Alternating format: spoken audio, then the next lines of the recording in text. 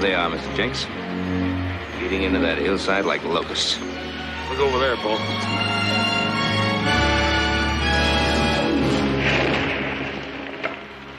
That's bad enough, but now I understand they're planning to move over about 50 miles south of Crescent Mountain. Cut the timber there. Yeah, that's what I hear. It's about, well, it's over 3,000 acres of watershed. Now, you're a land agent, Mr. Jenks. You know what that means. It means that range below Crescent Mountain will be turned into a dust bowl.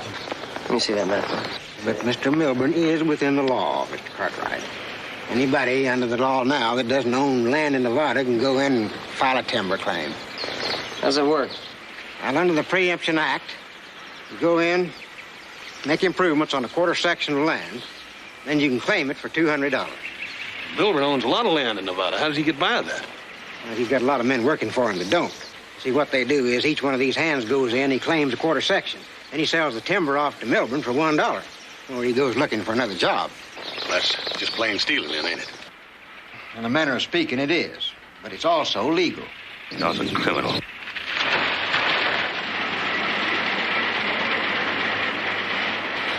I'll take a look at this.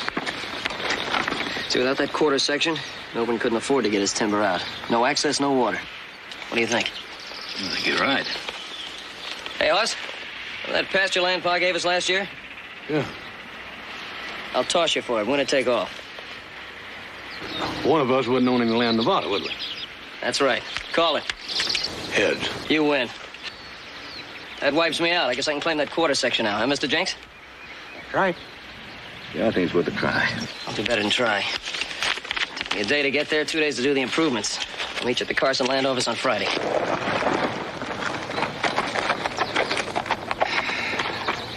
Yeah, Mr. Jenks, someday there's going to be a law to protect those forests. When that day comes, I sure hope there's some forests around to protect.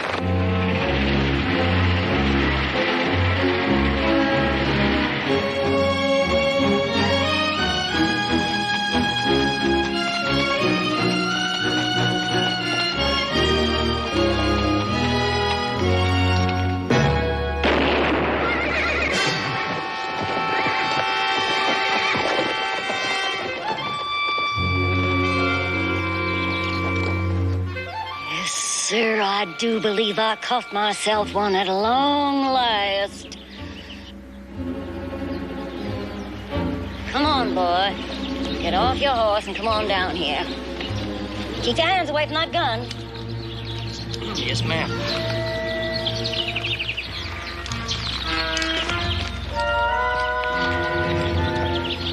It'd sure help me, ma'am, if I knew what this was all about. I told you. I was fixing to catch myself a man. That's all. You'll do real fine with the muscle you got. The chawing and all. I got myself a bit of need right now. Come on. Let's go home.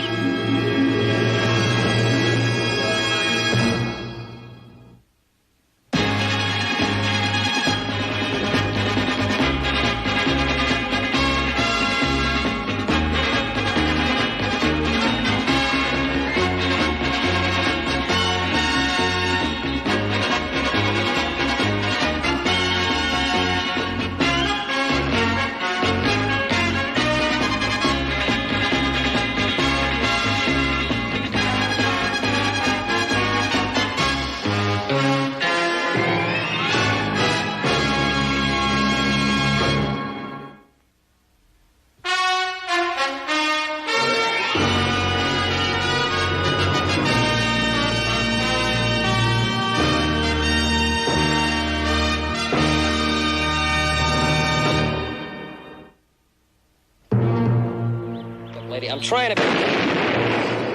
Not aiming to hit you, but I'm shooting with my left hand and unnatural. And this gun's got a hair trigger. It's also empty. No, it ain't. Oh, yes, it is. I guess I did fire both barrels. Kind of a fool thing to do, wasn't it?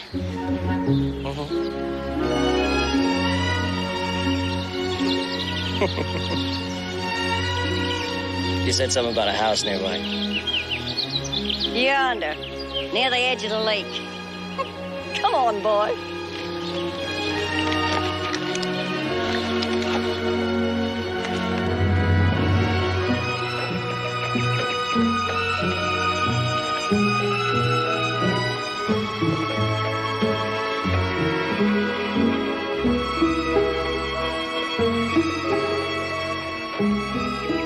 Well, it's a real pretty place you got here.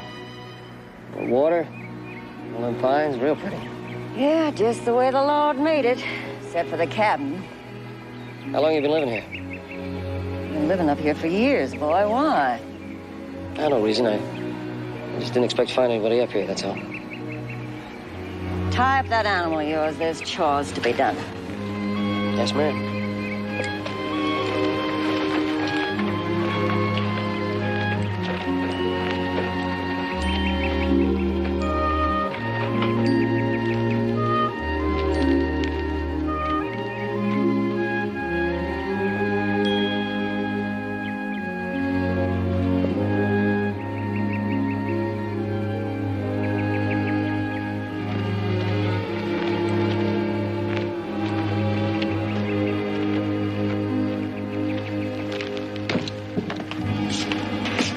There's something I think you ought to know. My name's Carrie. Miss Amos Pickett. My Amos been gone 3 years and more. I'm sorry, Miss Carey. How are you called, boy? Cartwright, Joe Cartwright. I'd like you to take a look at this map. Yeah, I ain't had much since yesterday, Joe. Truth be told, I ain't had nothing at all. There's some beans on the back of the stove. I'll warm them up for supper. Could you do it for me?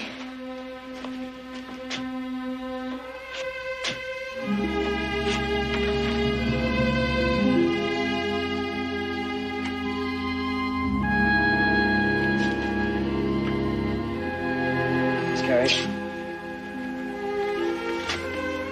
Miss Carey?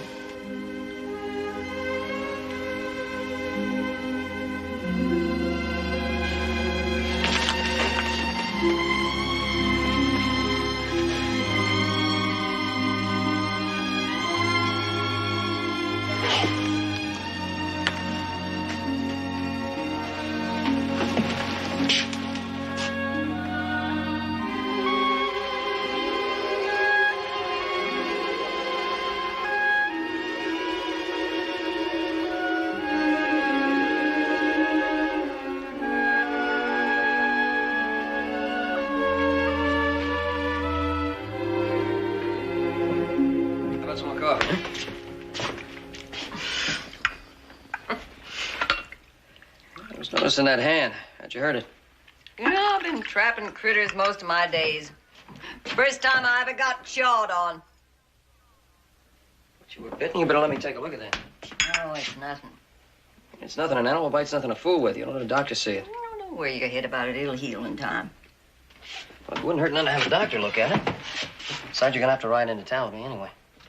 What do you mean? That's what I was trying to tell you before. This property you're living on. That's government land. You're gonna have to file a claim. Well, it ain't government land, it's mine. Nobody's gonna tell me I'm different. Well, Miss Carey, it is. Now, you like living here, don't you?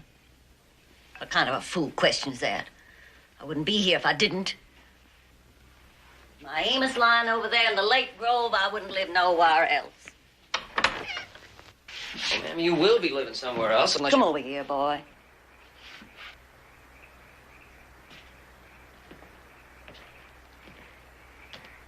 Here, boy.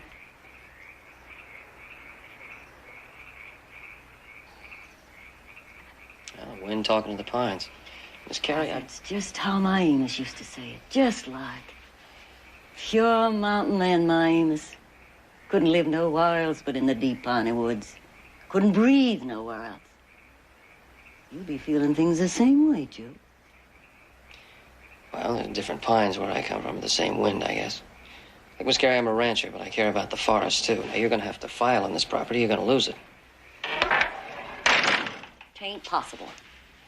It's mine. It's gonna stay mine as long as I draw breath. Ma'am, it ain't yours, and it's not gonna stay yours unless you file a claim and pay the government $200. Land offices and clerks and rule books. Meaning what they want 'em to mean.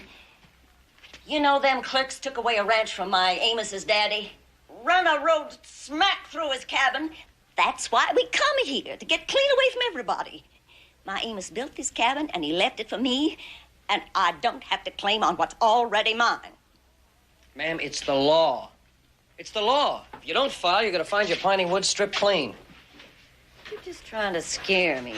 I am not trying to scare you. I'm trying to tell you the truth. Now, there's a man named Milburn, Jason Milburn. Now, he's going to log out the whole side of Crescent Mountain. He can't. It don't belong to him. You keep saying he can't. He can and he will, unless you file that claim, and you're going to do it tomorrow.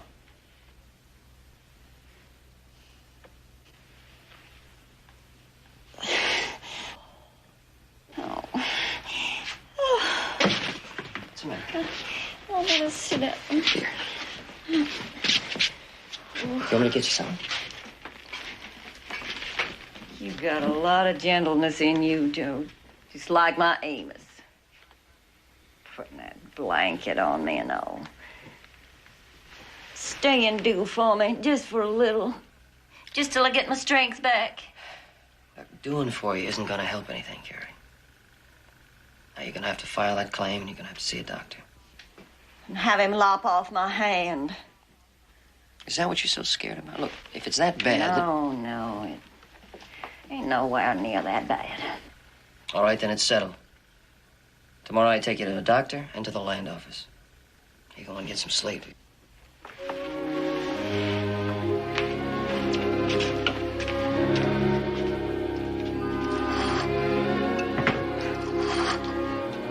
We'll talk about tomorrow when tomorrow comes.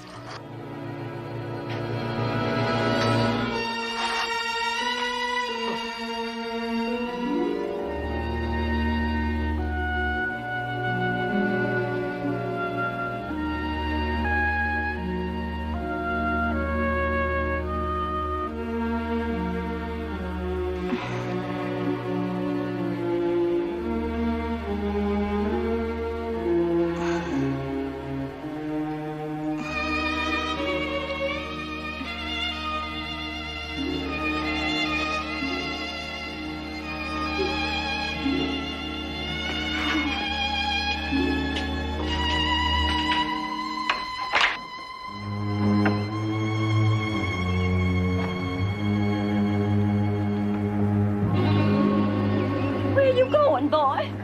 Not me, we. We're going to ride into town like I said last night. I'm not going with you. I told you I wasn't going with you. Well, you are going. You don't. There's a man named Milburn who's going to file on this land of yours. All this talk about a man named Milburn. I think you're going to steal my piney woods yourself. Oh, now, come on, Carrie. You know better than that.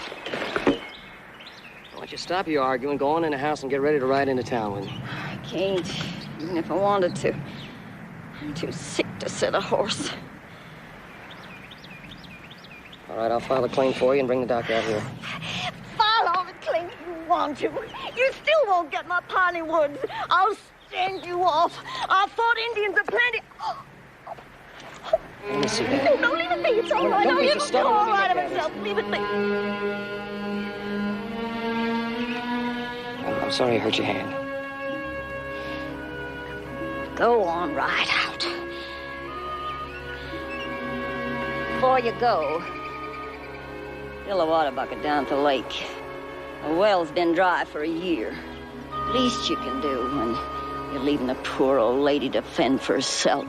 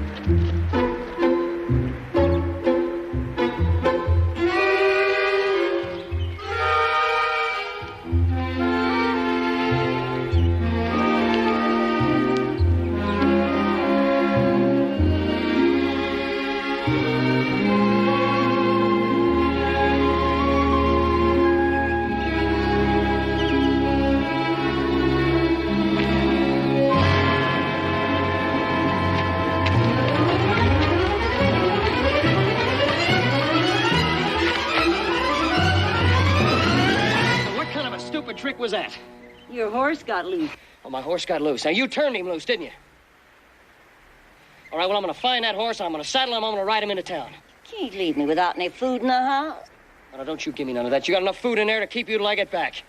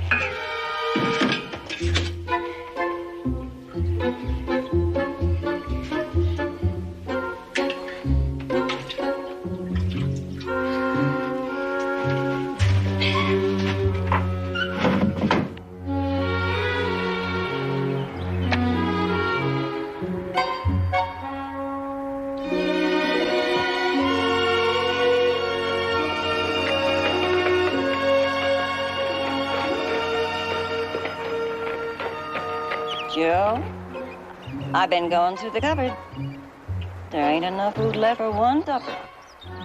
Carrie, we've been through all this before. I checked the cupboard. There's plenty of food there for you. I wish you'd come and see for yourself. I'm telling you the truth.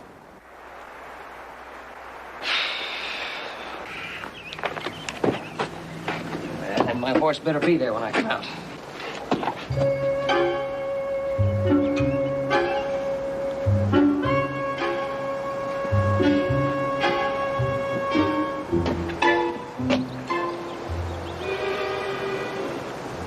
You wouldn't leave a poor old lady to starve now, would you?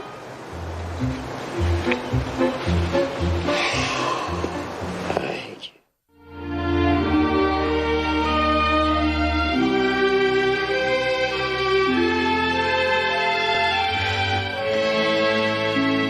Jason. Say, aren't you gentlemen a day early? 2 days. Thought Joseph was going to file that claim on Friday. Well, he is, but Hoss and I here decided we were going to ride up to Crescent and thought maybe you'd like to ride along with us. That way you could be a witness to the improvements that Joe made and also have that claim right in hand to stop Milburn. Well, I have work to do here. Those streams up there are chock plumb full of them trout. And Mr. Jenks, the government has a stake in that watershed, too. The basin it feeds won't be worth a cent once all that timber's gone. And you'll have at least 20 ranches going bankrupt, and you'll have flood and drought and more flood and more drought. Oh, and them trout are good eating, too. They do everything but jump right out of the stream into your frying pan. Well, there's nothing like fresh trout for breakfast. All right. You know, we do have a stake in that watershed. I don't look forward to the ride. It's been 10 years since I rode a horse that far. But it's a worthy cause.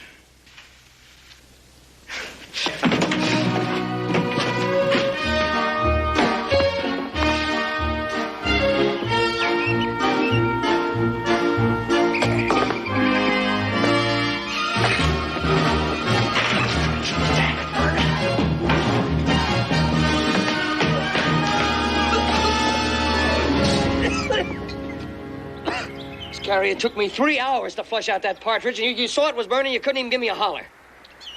I figured you'd notice it and come running. You did. Oh, that's what you figured, huh? All right, fine.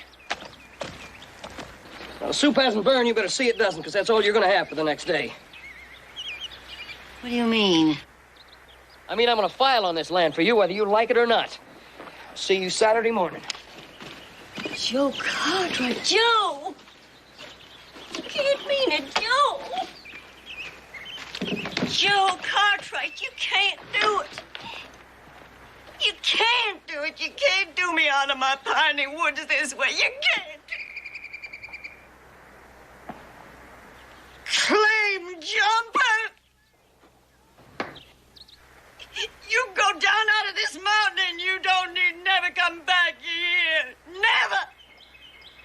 Carrie Pickett. You're a stubborn, cantankerous old woman, but I'm going to save these piney woods for you in spite of yourself. Joe, I'm sick and I went on. Joe, please.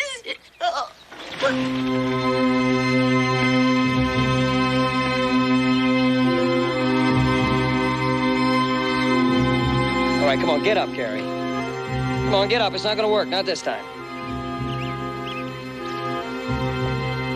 You know, I'm getting sick and tired of you trying to fool me, old woman.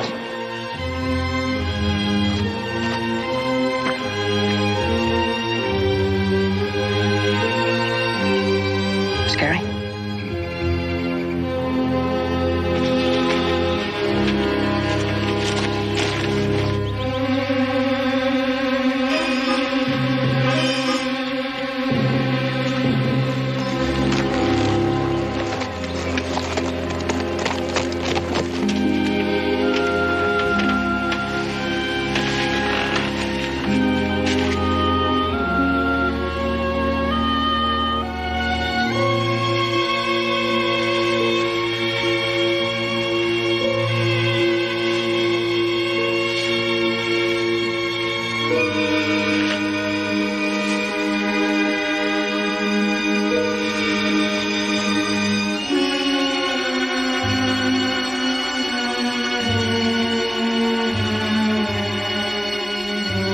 Why didn't you tell me how bad it was? There ain't nothing to do about it. It'll heal by itself. You've got to have a doctor. Joe. Doctor'll leave me one-handed. And I can't do for myself no more. I have to leave my mountain. My Amos is here. Can't live nowhere else. Gotta breathe free, Joe.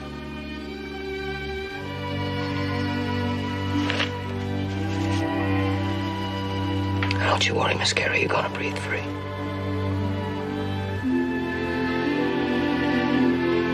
You try and get some sleep. I'll be back with that doctor as quick as I can.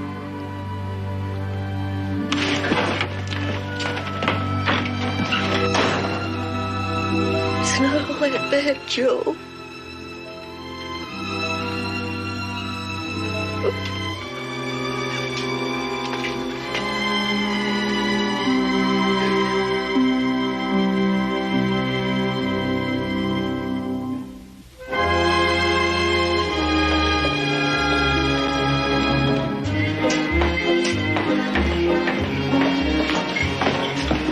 How's that 3 whole steaks you plowed?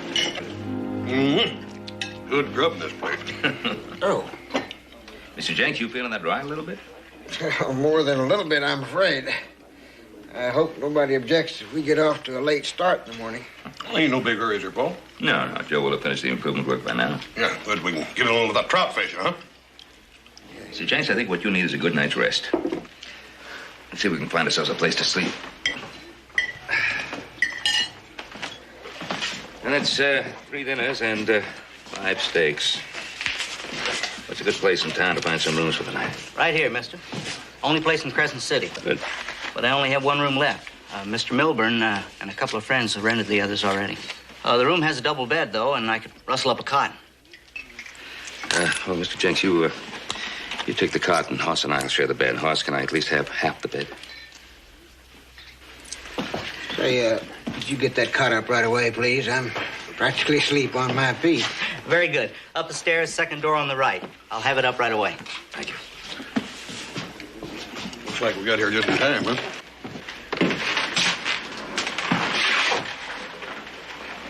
Mr. Milburn? Don? Did you see who went up them stairs? Who? Competitor of yours. Ben Cartwright. Cartwright, huh? Never met him. If I had access to his holdings, I could set up an operation. Be very lucrative, very. No chance. Mr. Cartwright is a man of principle. He believes in conservation. Conservation, that's for dreamers and fools. And for people who feel an obligation to the future? Doc's principles are showing. Kind of rusty. But they're showing. Really, Doc? You developing principles? I would if I could afford it, but I can't. That's why I work for you. A few more remarks like that and you won't. What'd you find on the mountain? Well, there's a cabin on that key quarter section. And there's two people living there. A young guy and an old woman, a sick old woman. There's no record of anybody having filed a claim. It doesn't matter who's there. I'll buy the cabin, burn it down. But we better ride as soon as it's light. Come on. I'll stand you to a nightcap.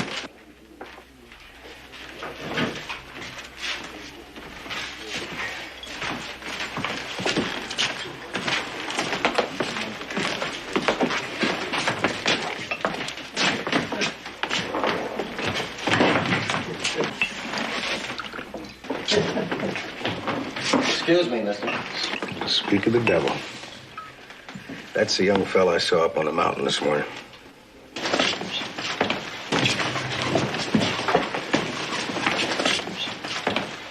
What'll it be, mister? Yeah, where can I find a doctor? You can't. Not now. Doc Jarvis won't be back until morning. Was he the only doc in town? Tomorrow morning may be too late. Well, there's a doctor right here, Dr. Belden. Of course, he hasn't practiced for some time. Hey, Doc, why don't you at least see what you can do? Look, Doc, there's a lady who needs your help real bad. Sorry. He still has his doctor's bag with him. You might remind him of that. It's been so long since he done any doctoring, he ain't gonna help that old lady. I know. That's the whole idea.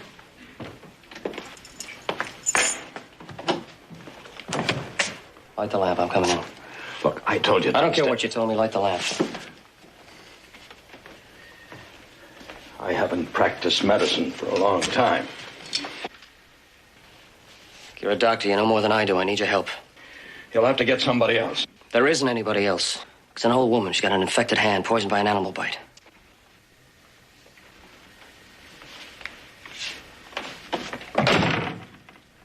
How badly? Pretty bad. Her hand's all swollen up, running a high fever. Blood poison. An animal bite. That can mean an amputation.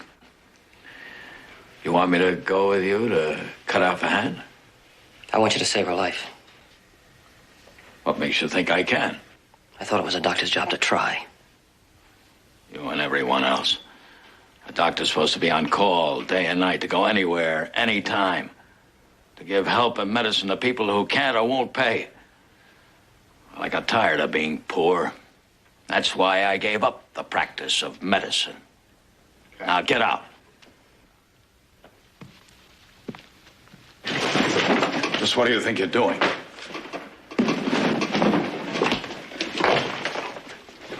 There's your fee in advance. Let's go. And if I say no, I suppose you'll draw your gun. What do you think? I believe you would. All right, sir. I'll go with you.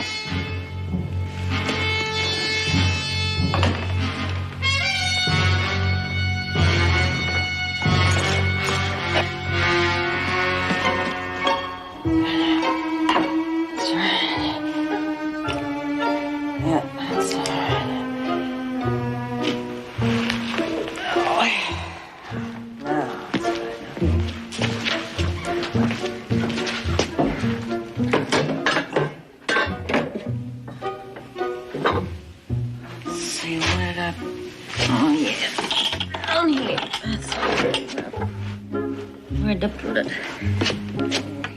Here it is.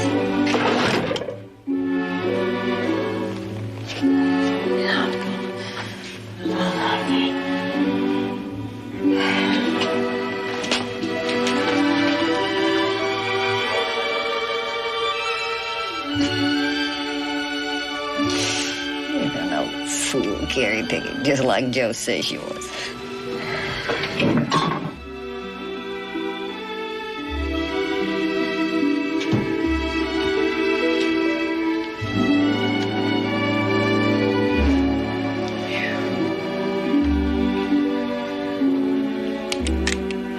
gonna steal my pony horse?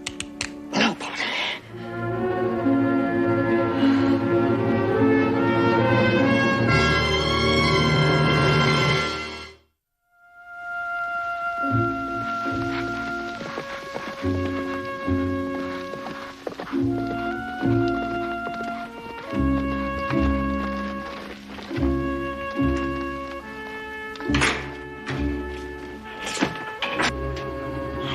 You to get and never come back.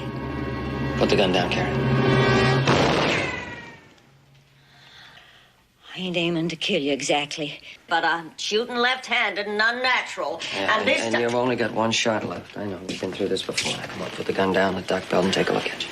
I like my Amos right enough, but Joe Cartwright, I want to know if this is a trick to get my pony away from me. Now, come on, Carrie. You know me better than that. It's no trick.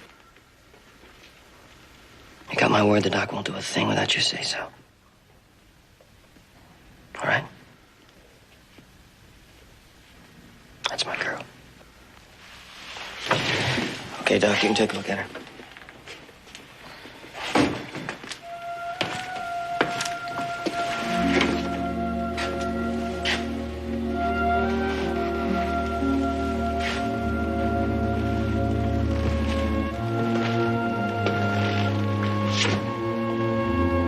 I need a clean towel, Mr. Cartwright.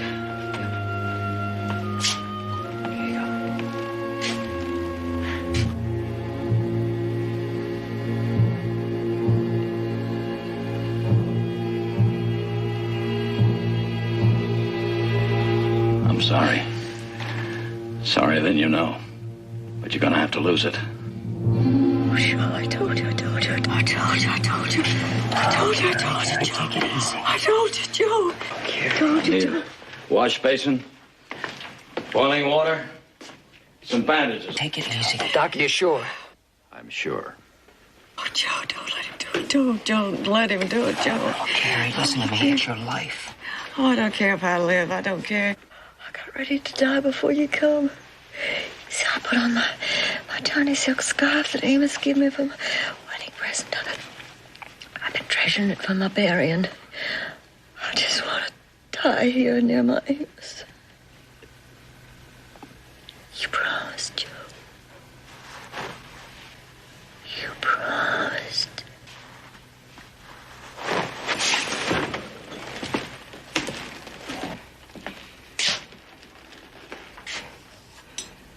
I can't let you take off her hand.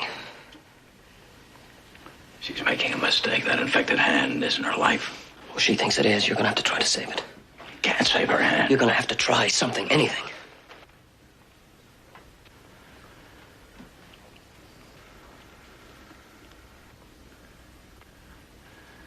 I can try a drain. But if it doesn't work, it'll be a life.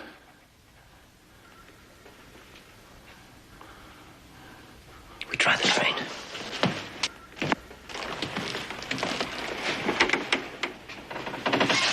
Gary, everything's gonna be all right. Just so you don't take off my hand. Promise. Mr. Cartwright doesn't have to promise. I'll do what I can. All I can. Without amputation. Mr. Cartwright, I'll need your assistance.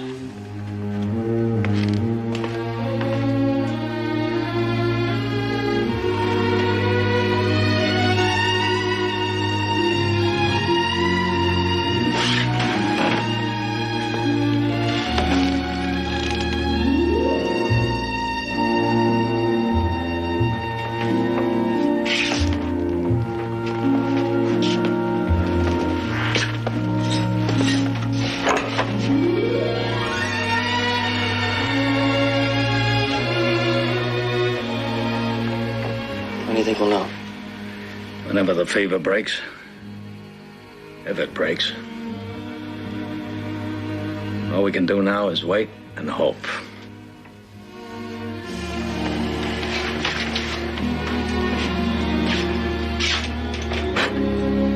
Got a file on this land? Miss Carrie does. Too late now. Even if she lives, she won't be able to stay here. A month from now, there won't be a tree left on this mountain. I wouldn't count on that. Milburn will be here soon with marks in some of his loggers. I work for Mr. Milburn. They won't let you go down the mountain to the land office ahead of them. And just how do you think he's going to stop me? 5 or 6 to 1. They'll stop you. Even if you get past them, it's first come, first served at the land office. They need a signature on the paper. How are you going to get it? Well, you must like working for a man like Milburn. He pays me very well. And that's all you think about, huh? Or whether it's right or wrong, just so you get your money.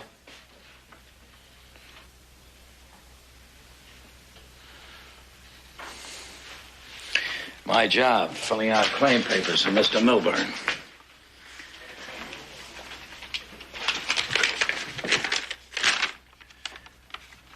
Just happen to have one of this quarter section. All it needs is a signature.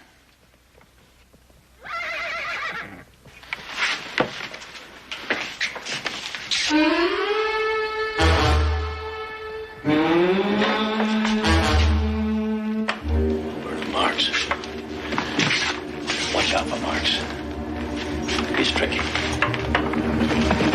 Let's build the horses over the corral, huh?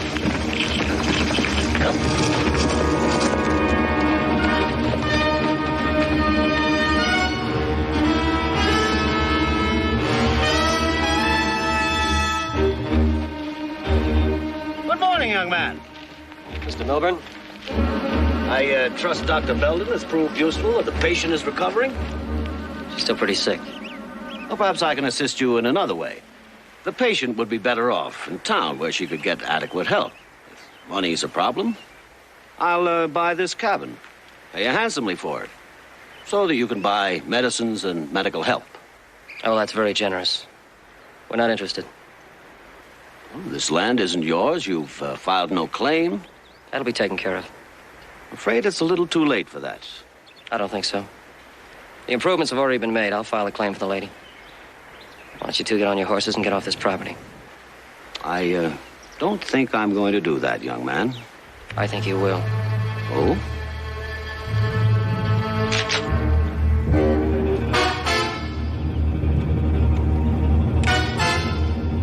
As I said before, young man, I'm afraid I can't do that.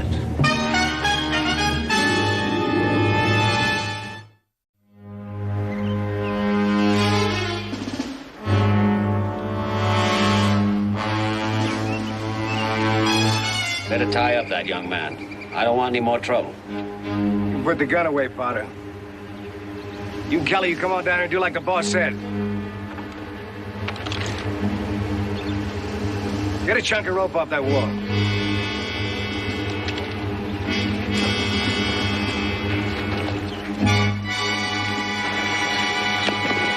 Milburn. Turn him loose. What is this, Belden? Quitting time, Mr. Milburn. This is one piece of timber you're not going to get. Doc.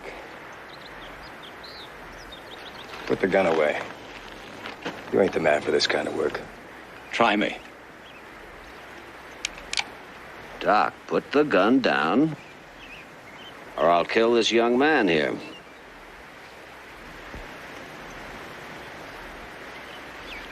Go ahead, Doc.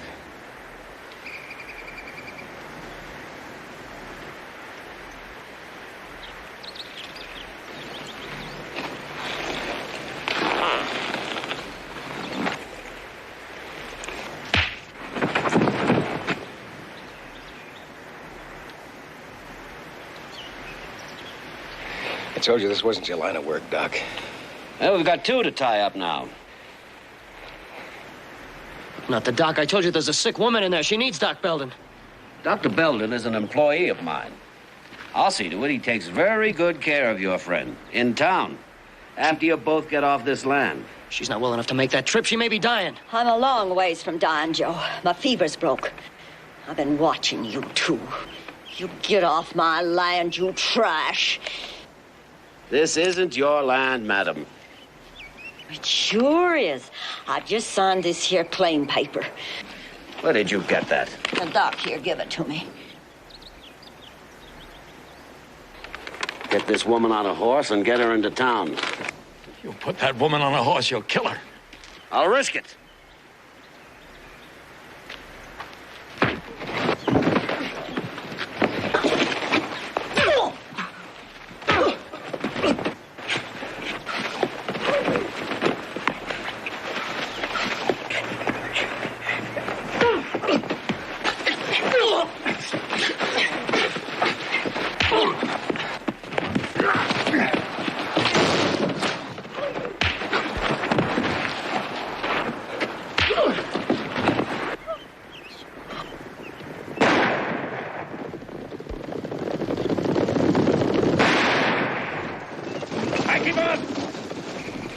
All the way.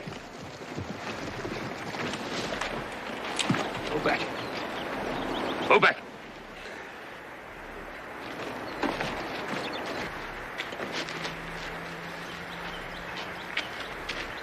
Give me some water. Help on the doctor.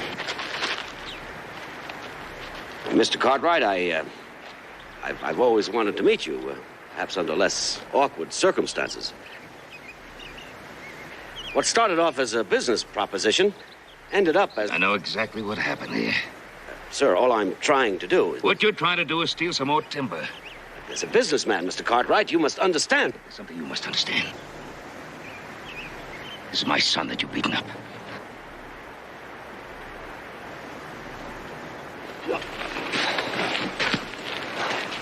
I'm right. Mr. Jenks, you bring that claim book with you? I sure do.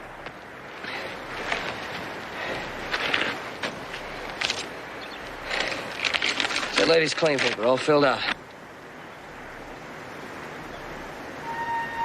And I got the money right here.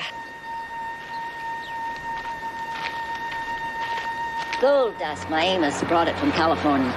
I've been saving it against a modern need. Well, ma'am, I'm afraid that it isn't... It's like enough gold to me. What do you think, Bud? Well, Mr. Jenks, I think by the time you get to Carson City, you'll find that there's probably more than $200 worth there. Oh, I'm sure there'll be enough here.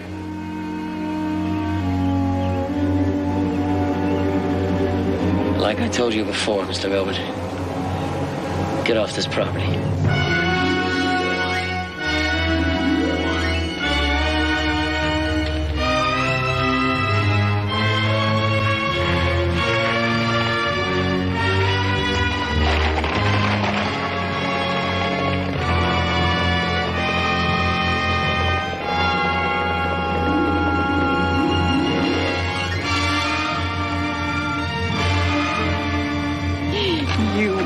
Joe, you saved my piney woods. Boy, I want you to meet Carrie Pickett. Miss Pickett. And this is Doc Belton.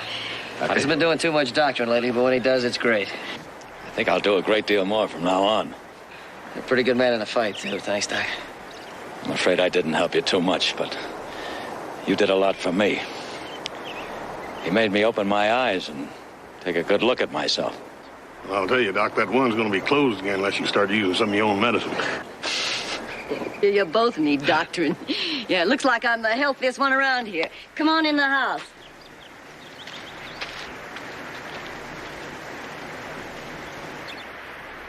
Miss Carrie, I'll be back tomorrow to check on your hand.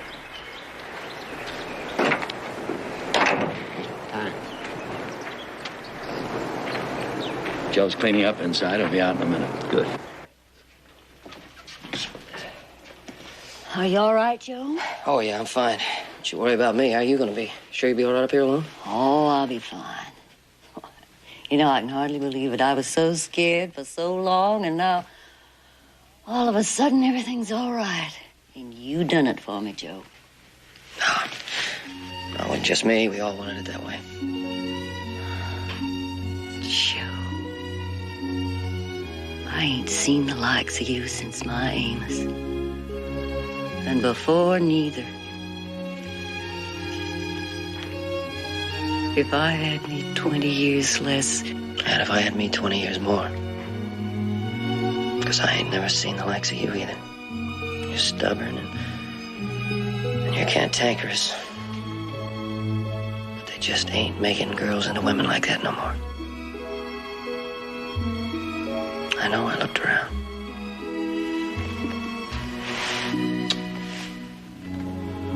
Goodbye, Carrie Pickett. Goodbye, Joe Cartwright.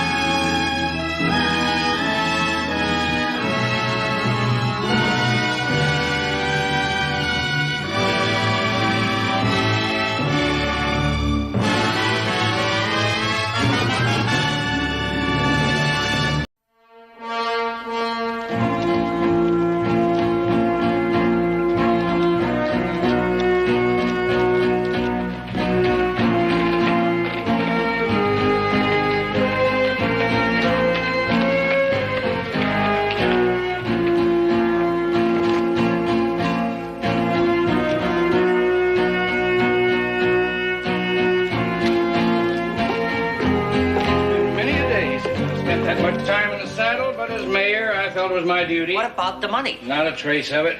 Excuse me. $1 a day, cashed in advance. Did you look for the money? Well, we did and we didn't. Sheriff thinks that maybe the killer took the money along with the old man's horse. Probably needed an extra horse just to carry all that money.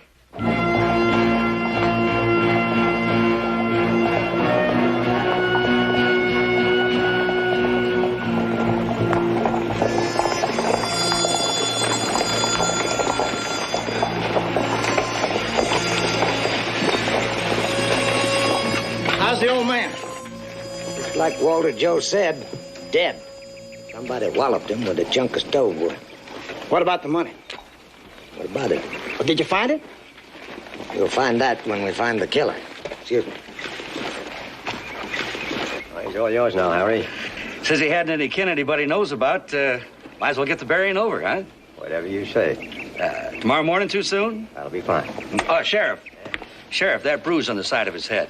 Now, that could have been caused by a piece of stove wood. But I've seen bruises like that on people that just fell down and died. Did you see the old man's place? Yeah, I seen it. Tore plumb to pieces? Yeah. Well, he didn't do that after he fell down. No, he sure didn't. The killer did it. After he hit him on the head with the stove wood. Just like I said. just like you said.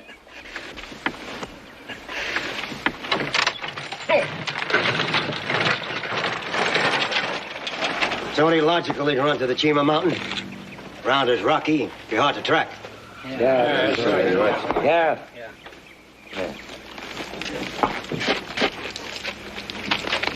There's always a possibility the killer didn't find the money. I thought of that myself. Say, mister. That'd be $1. I just want to ask a question. Has Joe or Ben Cartwright been in there today? Never heard of him. There's always a chance he did find the money. That is a possibility.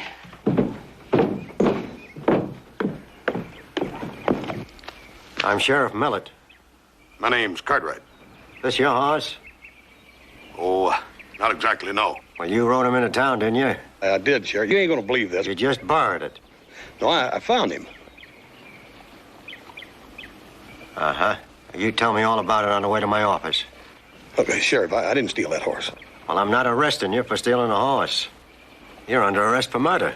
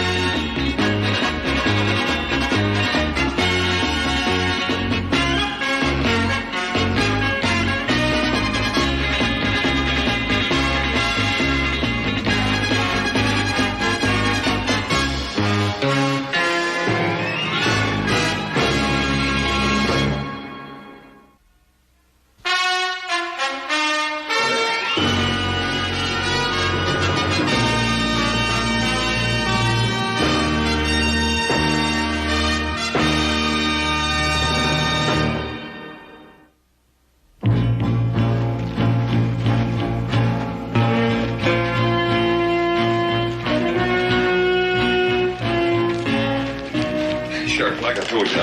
I woke up this morning, my horse was gone, and I looked around, I found this horse. Take off your gun belt, empty your pockets, and put the stuff on the desk. He may be some killer, but ain't a very good liar. Well, maybe he's telling the truth. Any man who'd kill and steal wouldn't be above lying. I say, let's hang him right now and get it over with. All right, come on, get back, come on. Come on,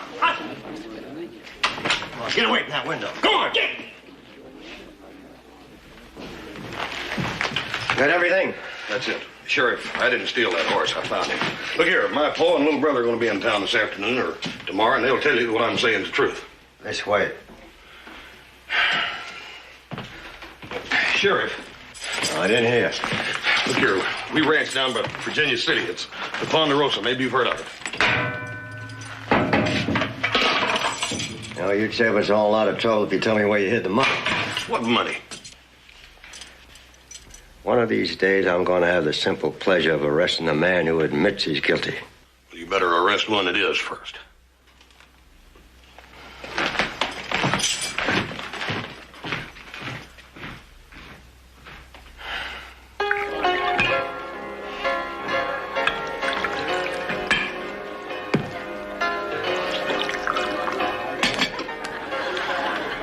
It's a shame. A sin and a shame. Be the biggest funeral this town's ever seen. Who's paying for it? Harry will collect his fees just as soon as they recover the money. What happens to the rest of the money? That does present a problem. There doesn't seem to be a will of any kind, and we know of no relatives. He had no close friends that we know of. Well, we just can't let the money sit there. The money could be used to benefit everybody. Fix up the town, paint the storefronts, dig drainage ditches. Build a church. That would come pretty far down on the list, Brother Stoner. Well, it's not right to hold Sunday services in a saloon.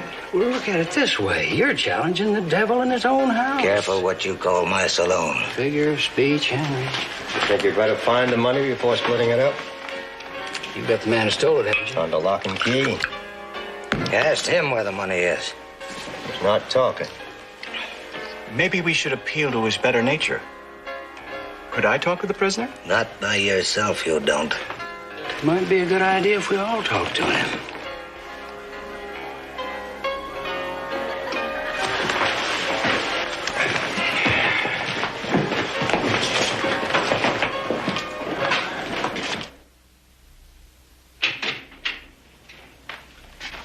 There's somebody to see you.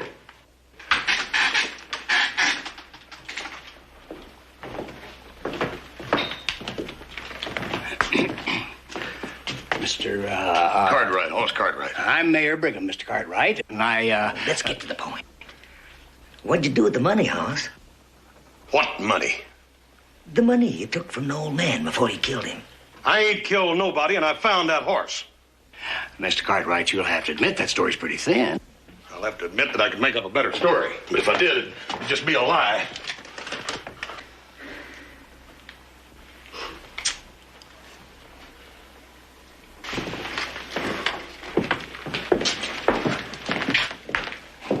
I'm Brother Stoner, Mr. Cartwright.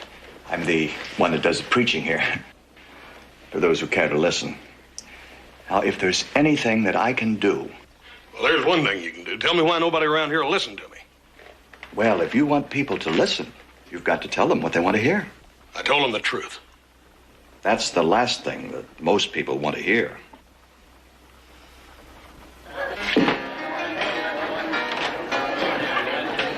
Riley,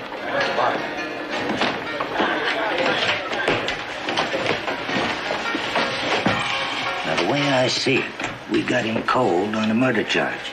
But he's the only one that knows where the money is. Now, he probably figures that we're not going to let anything happen to him until we know where the money is. Well, then we'll have to convince him we're more interested in justice than in money. How do we do that? We take him out and lynch him. Not all the way. Just a little bit. Charlie, a lynching is like an avalanche. Not hard to start, but you ever try stopping one? No, and I don't intend to. That's the sheriff's job.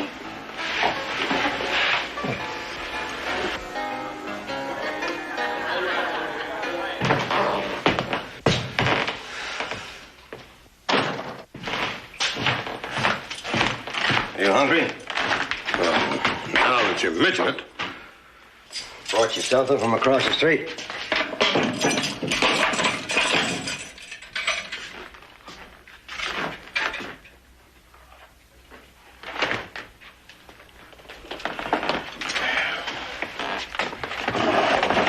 Hey, heavy.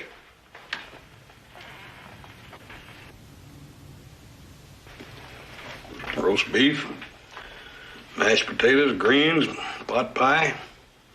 You know, a fella could learn to like this jail. You know, that old man lived up on the mountain for more years than I've been sheriff here. Come to town twice a year, stick her all day to save a penny on a pound of bacon and flour, then paid from a roll of bills as thick as your arm. That old man was sitting on a mountain of money. Everybody around here knew that. How much you figure he had altogether? I wouldn't know, Sheriff. Enough to last a man a lifetime. Couldn't say. Maybe even two men. Unless one was greedy. Mighty good grub you got here, Sheriff. You tell me where that money is, and I might forget to lock this door and leave a horse tied out back. Well, like I said, I ain't got no way of knowing. All right, you take me to the money, and we'll split it right down the middle. How do you get off locking a man up in jail? You ain't no better than a cook yourself.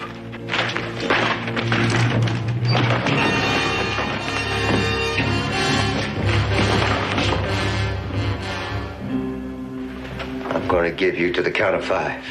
And if you don't tell me what I want to know by then, I'm going to shoot you up some for trying to escape. 1, 2, 3. If you miss, I'll be sure to get him. Well, I'll keep them covered, Sheriff. You never know which way they'll jump.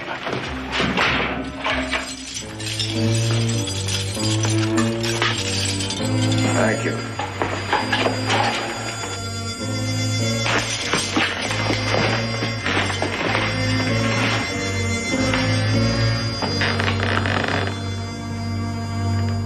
Good thing I came along when I did. Yeah. Got a little heartburn. Well, you're going to have some more heartburn because the boys down in the saloon are talking lynch. Just a little talk. Doesn't mean a thing.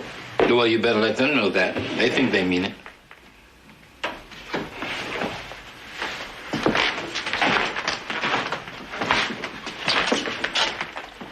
If anybody comes around here looking for me, tell them I took a ride up to the old man's place, have a look around.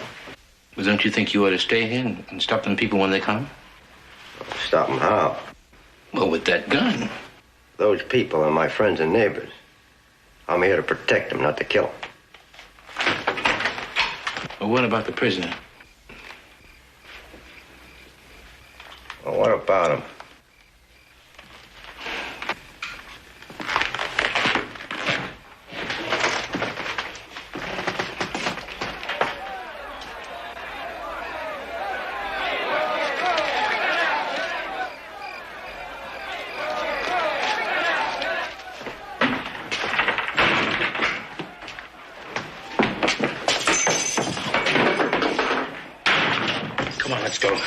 Wait a minute, where are we going?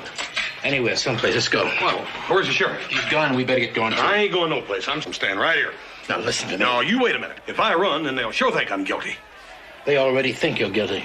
Well, they won't as soon as my pa and little brother get here. By the time they get here, you're ready to be hung. Hung? Open up, Sheriff! We've come for him! Open up!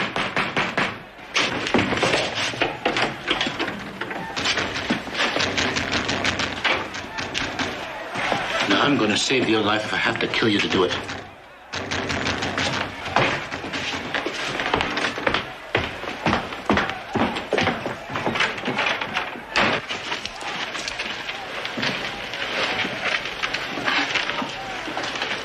That one's yours.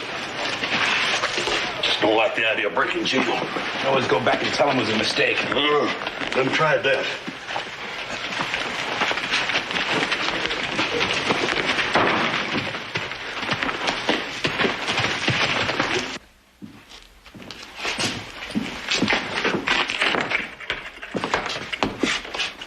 No prisoner.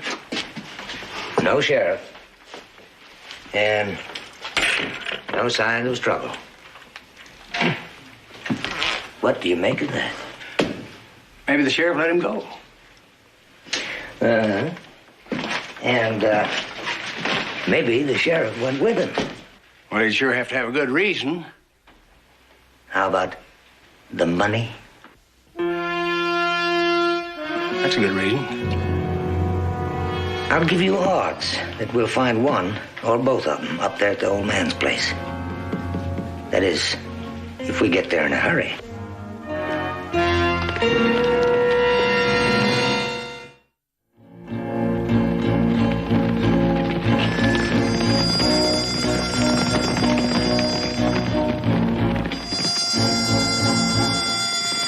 Well, if they're gonna look that way, we better go that way. Yeah, listen, I appreciate what you did back there, but I don't quite understand why. Well, I do the same for any man. There's something about a lynching that sets my teeth on edge. Yeah, well, I've been thinking about it. I think I better get back into town and get this thing settled up. If you're gonna prove you're innocent, you better do it from a safe distance. Yeah. Well, maybe we can just circle around out here for 2 or 3 days and let the dust settle down, then go back in, huh?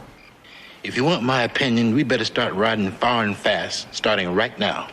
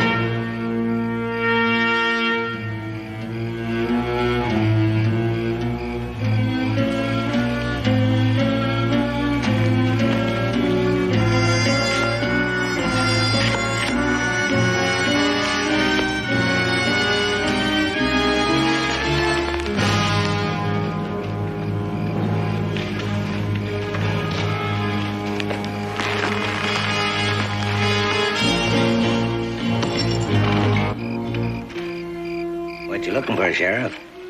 What are you looking for, Charlie? I'm looking for you. Well, you're having better luck than I am.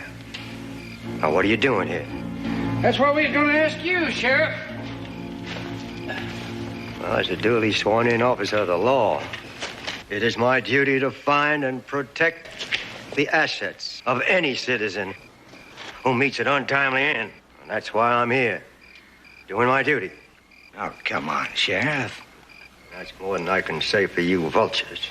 I resent that, Sheriff. It is my duty and civic responsibility to see to it that these assets that you mentioned don't vanish before they reach the city treasurer's office. Furthermore, and in addition... Please. Yeah. Now, Sheriff, who was it told you where to dig? Nobody. They're just prospecting around. With a piece of stick. I say that you brought this thing out here to confuse us. And I say that horse told you where to dig. That horse showed me nothing. Then why'd you turn him loose? I left him locked up in jail where he ought to be.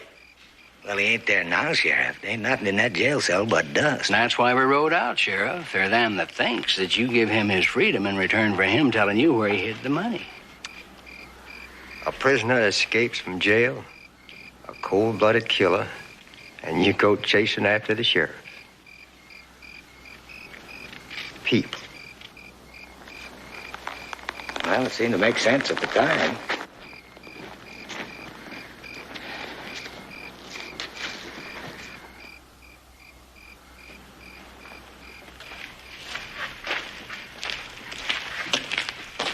They aren't going chasing the dog, but don't make that fire too big. I want to tell you how much I appreciated what you did back there. I already told you how I felt about that. You took a mighty big risk. I don't want to talk about it. Look, I know you appreciate what I did. Man saves your life, you're bound to appreciate it. But you don't have to go on and on about it. Yeah. I'm Hollis Cartwright. Ciao, Barnett. Ciao. Is that what they named you? No, that's just what they call me.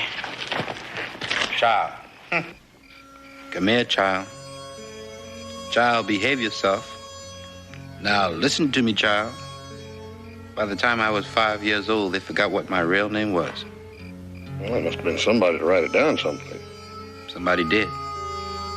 But neither one of them could read. Child. It's a funny name to be calling a grown man, ain't it? What's so funny about that? Did your daddy name you Hoss when you was born? No, but... Well, then you ain't got no real name neither. All you got is what people decide to call you. Even if your daddy named you George Washington Cartwright, if people decide to call you low down, mean, stupid, or dumb, all the George Washington in the world wouldn't change it. Yeah. It's kind of a dumb thing for me to say, but sorry about it. That's all right. I thought it was kind of funny when you told me your name was Hoss. It kind of fits you.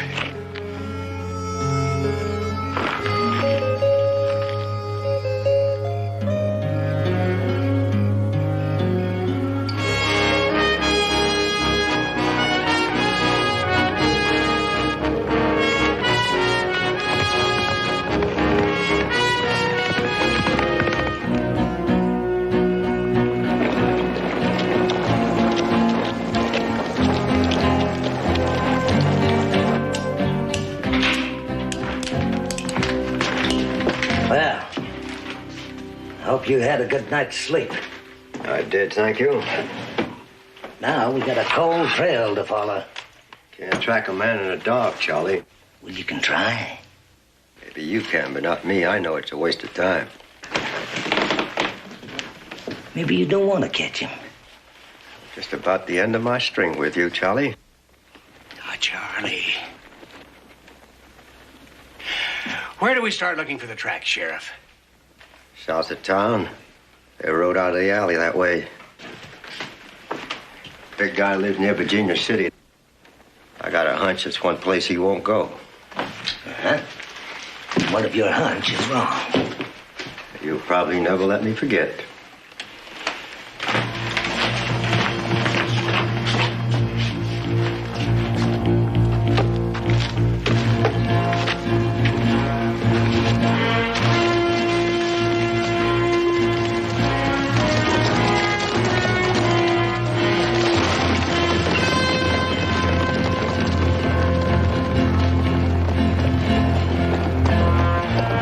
What do you suppose that was all about?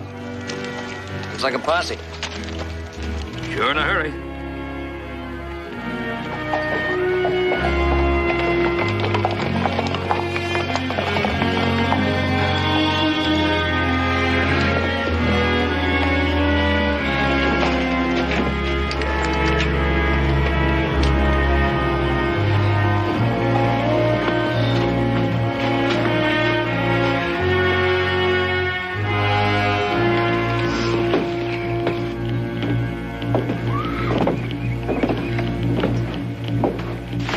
Yes, sir.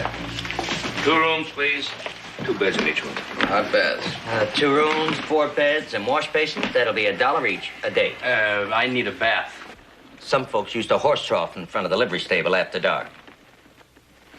I'm glad some folks do. Is that a posse I saw right now? Oh, indeed it was. Who are they after? A murderer. Yes, first killing we had around here in almost a year now. Was it a gunfight? No, he killed him with a piece of firewood, just stove his head in. Very foul crime. Stole his money, too. Money that was intended to build a church? You know that ain't so, Brother Stoner. He came to services regularly in the saloon and quite often made a donation. That don't mean he figured to build you a whole church. He was a good man, and the church is a worthy cause. Don't you agree, sir? Oh, yes. And just when did this killing take place? Yesterday. The posse just left. Oh, well, the man has been in jail. Oh, he broke out. Not exactly. A fella went in and helped him out with a key. That wasn't a very legal thing to do. Well, I can't find it in my heart to blame him. Certain members of our community were going to hang him. Only part way, Brother Stoner. You know that. They were going to hang him part way? Yes, till he told us where he hid the money. Then we're going to leave it up to the law to hang him the rest of the way. Well, that would have made it legal. Let's clean up, boys. Kind of gives you something to think about, doesn't it? Well, hanging a man hard way? Yeah. And with the parts, if a fella has a chance to get out of jail to avoid a hanging, I'd do it. I can't wait to tell Hoss. Hoss? Who? Hoss Cartwright. That's the man the posse's chasing. The killer. No, not Hoss. You're thinking about some other man. Hoss wouldn't kill anybody. What makes you so sure? He's my son. You should have got to know that boy better.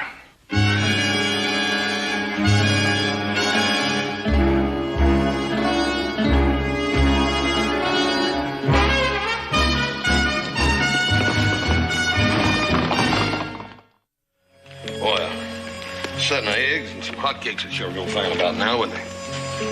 I can't help you there, Hoss. But here's something you might need.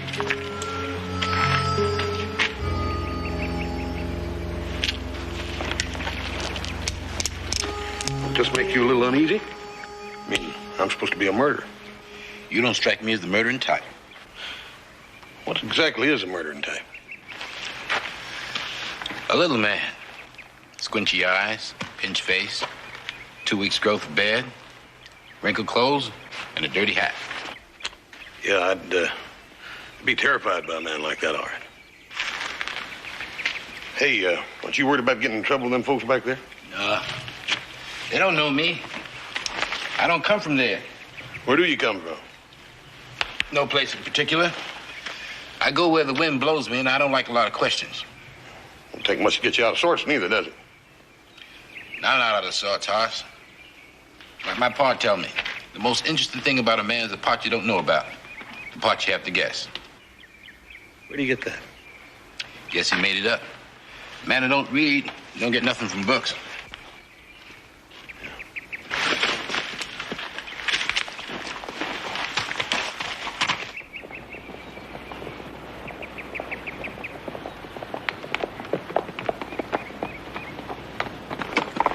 Nice dusty road. Might be helpful if we made tracks in it.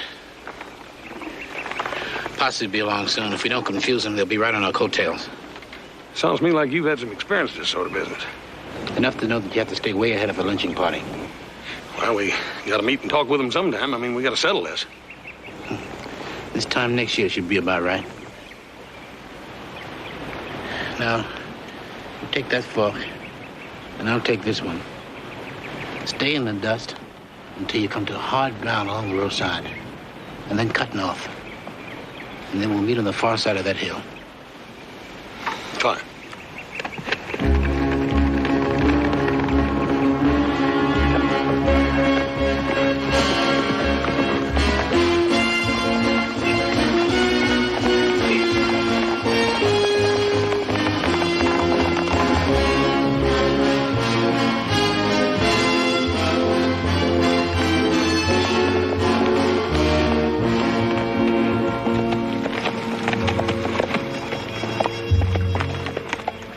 Where you from, Hoss? Oh, no place in particular. Just sort of go where the wind blows me. Tell you the truth, Hoss, I don't know half the places where I'm from. Pa not being happy in any one place. He tried farming, smithing, and cow punching. But a man that don't know how to read or figure numbers ain't good for nothing but chores. And he knew just enough to know that he wasn't getting what he wanted, but he didn't know how to go about getting it. And so we'd move on. Half the time he didn't know where he was. And he was too dumb to read, too proud to ask.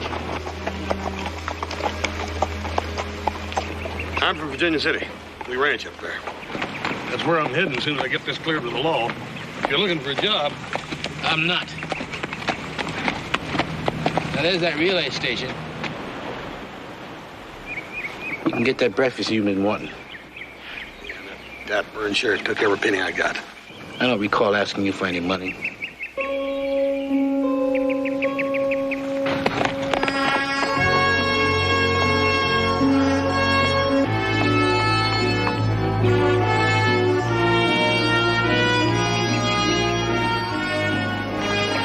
Stay in the saddle. I won't be a minute.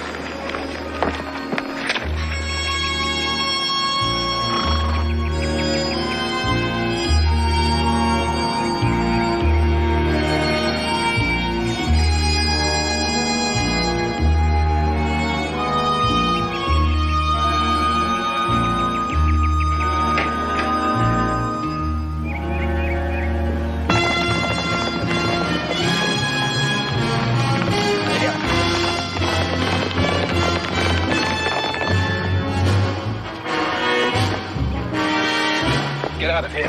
What's the matter? Don't ask any questions. Just ride.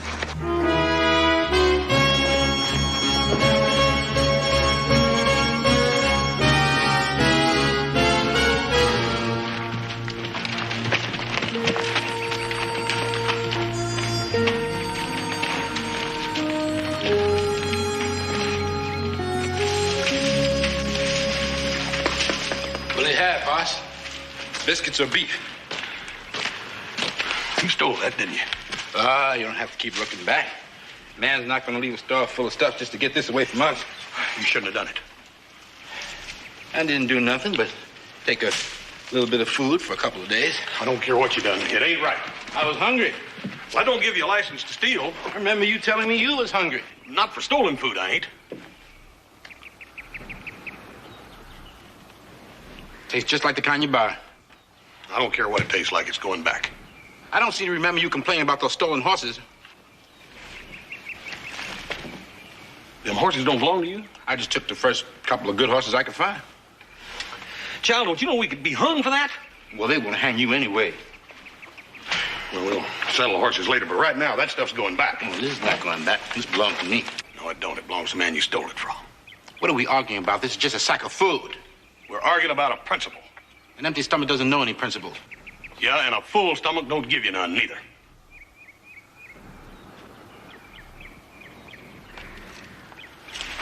Now you've made me lose my appetite. Good. Now let's take that stuff back. Give it here. I took it. Take it back myself. I'll tell you one thing, though. We're going to have to stop this fiddling around and do some hard riding. Or the posse will run right smack dab into us. Say one thing for you. You're a pretty good judge of horse flesh in the dark. I have to be. That's when I get most of my horses.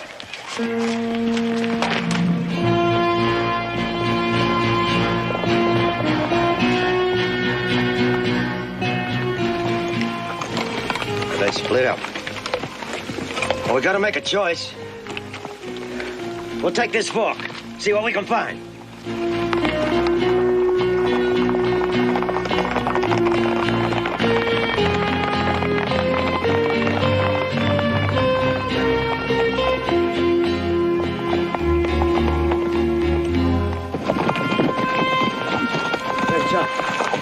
Well, he's here just a minute. You don't suppose he'd try to find them two by himself, do you? I think he would.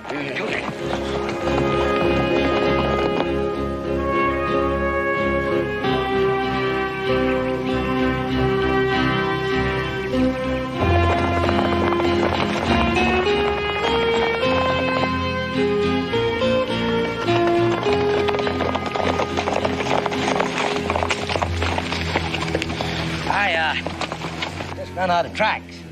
If I found any, I was going to come and tell you about it.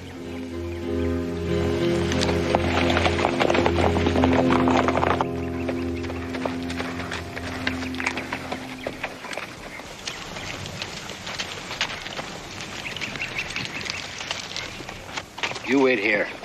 You sure you don't want me to go with you? I did it. I'll undo it.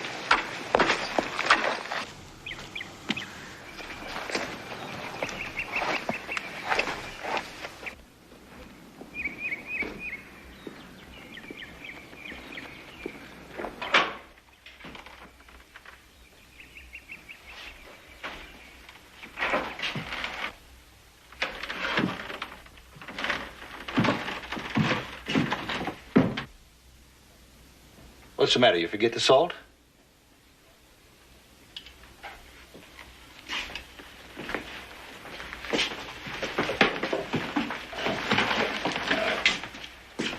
check it.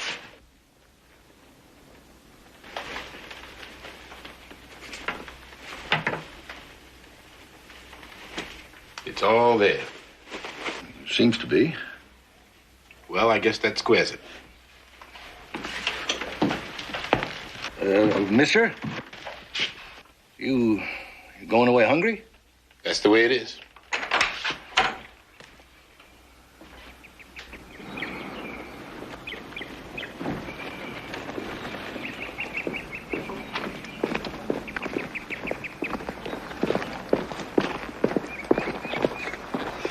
Howdy.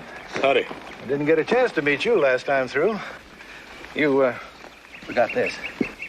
No, I left it behind. Well, go on, take it with you. I don't have the money to pay for it. Well, I didn't ask you for any.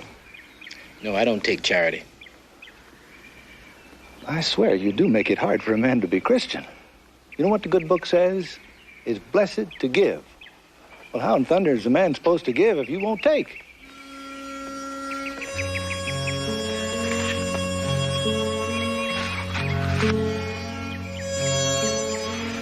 My mom gave me this book before she died. She said to me, anything a man wanted to know was in this Bible.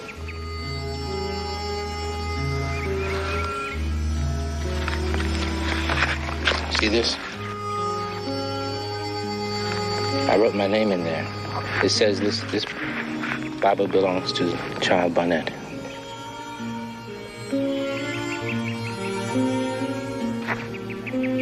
How long has your mom been dead? She died when I was a young thing. I don't hardly remember her. You just covered the cost of that food? Oh, sure, but I can't take your Bible. Well, you make out your bill and put it in this book. If I'm not back to pick it up, then this Bible is yours.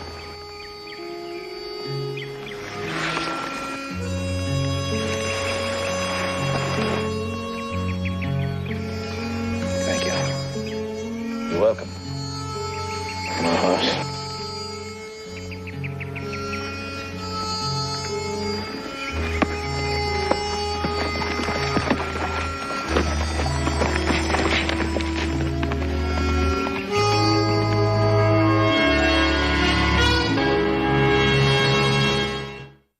Have a biscuit, Horace? Yeah, I don't mind if I do. Listen, I want to tell you how much I appreciate you getting these things. Now you're not going to go on and on and on about that biscuit, are you? I think I was going to, yeah.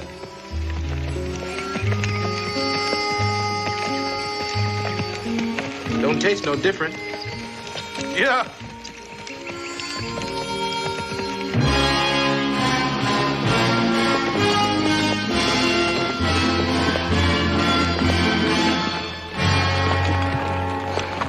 No sign of him. Nah, nothing. Well, tracks are plain enough. Now, let's get after him. No. Let's rest the horses. But we can't. They need it, Joe. Boss, you'll have to rest their horses, too. Come on.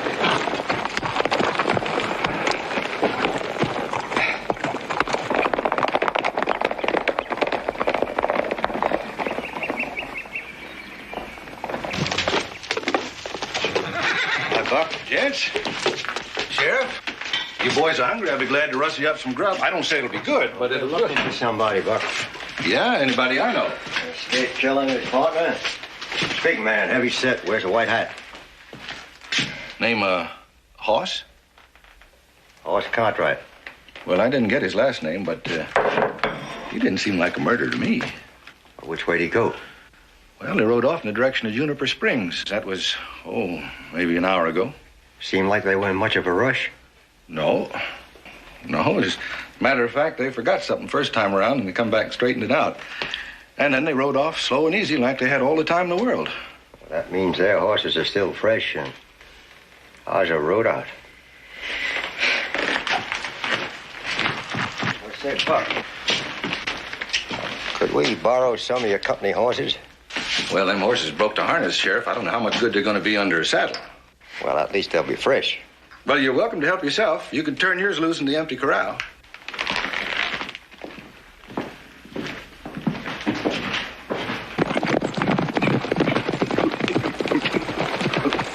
See anything? Yeah, I thought I saw something move way out there. Get closer. Hasn't been more than 20 minutes since those horses been outside their tracks. We should catch sight of them just about any time. Yeah, any time now, unless they see us first. Of course, these horses won't give much of a race. Well, we've only got one chance. Can't run them down. We'll have to shoot them down. If we kill him, we'll never find out where that money is. And if you let them get away,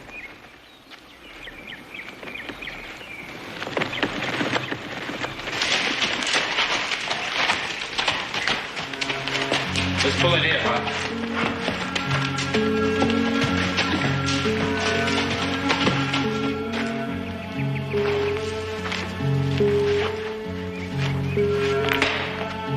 I thought so. Picked up a rock. Another alley, he'd be pulling up lane. You know, it ain't just everybody that would have known that. I ought to know. I've been around horses all my life. I was gonna make sure you was a man like you on the Ponderosa. I'm not looking for a job. What do you got against honest work? Nothing. You ever had a job? Got plenty of them. I like to do it alone. I can't stand being in the bunkhouse full of people with somebody telling me what to do all the time. Well, what I had in mind was a little land shack we got way up in Cibolo Canyon. Generally keep a man up there the year around, just riding fence and gathering in a few strays. I don't want any job. It's lonely. Hard work, but good pay. Stop it right there. What's the matter? I don't want any job. Why? Because I can't read. Reading ain't altogether the reason. I gotta figure that when a man won't slow down long enough to make his beans and his bacon, then somebody must be after him, chasing him. Well, you're kind of mixed up, aren't you? I mean, it's you they're chasing, not me, remember? Yeah, but it's you that don't want to go back. No, that's something you ain't telling me. And besides that, I knew you couldn't read before I offered you the job. Oh, what do you mean you knew? I gave you that book. It said this Bible, the property of Charles Barnett. That ain't what it said. What do you mean it ain't what it said? It said, this Bible, the property of Joshua Barnett. Joshua.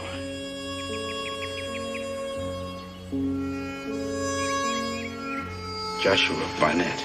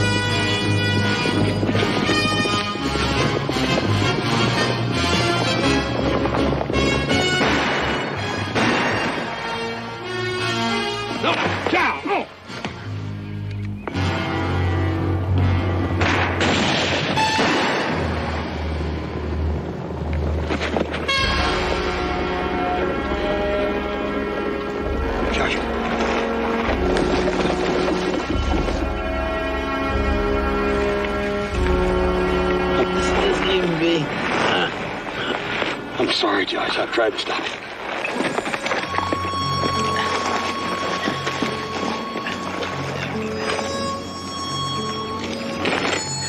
I took your horse and left you with the old man. I figured you did. Being the judge of horseflesh, you are. But I did kill the old man. Nobody killed him. He just fell down and died. I found him lying dead. He was peaceful and quiet. I tore up the cabin. I figured he wouldn't be needing the money he'd be leaving behind. Where is the money? Never no money. It's just a lot of talk. Just a lot.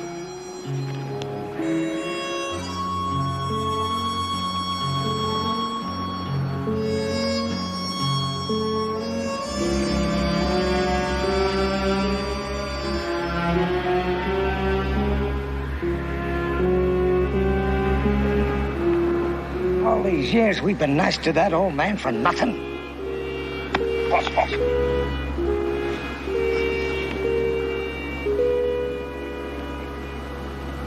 All that money. Just talk. I don't believe it was talk. That old man had money, and I think it's still up there somewhere. How come you're so sure? I just feel it in my bones. Horse! All right, Horse, let's go. Go where? Go back to jail. What for? You heard it. Your man died of natural causes. Your son stole a couple of horses. Sheriff, you know he didn't steal any horses. You heard that, too. He broke jail. Nobody breaks out of my jail. It was either break jail or get lynched. We did find those horses. And I'll see that you get them, too. If a man feels that way, I guess there's no use stirring up any trouble. That's right.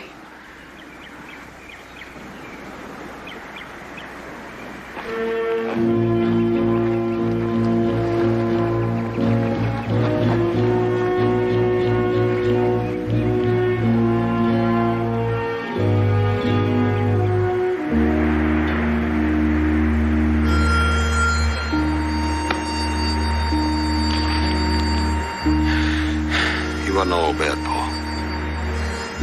No, he wasn't. You know, in some ways, those other fellas are as guilty or guiltier than he was. No, they didn't break any laws or anything, but what they done was wrong. All they wanted was that old man's money. No, it isn't what they did, Hoss. It's the way they think. You can't put a man in jail for the way he thinks. No? But they won't be going off scot-free either. For the rest of their lives, they'll be thinking about that money. Spending all the time looking for it. Worrying for fear somebody else will find it before them. And the funny part was, there wasn't no money. But they won't believe that either. They're greedy. So they're suspicious. Well, that kind of man carries his own jail around with him.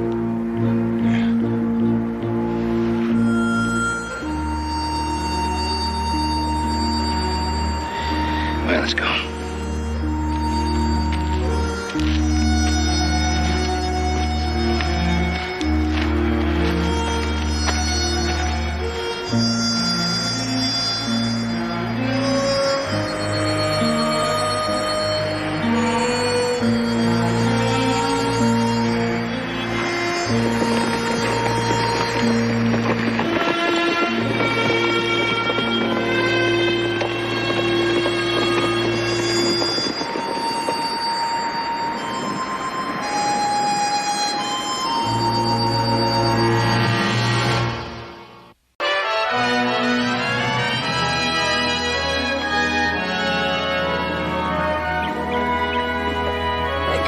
Big brother? I'll be with you in just a minute. Hoss, fire's still smoking here. Yeah.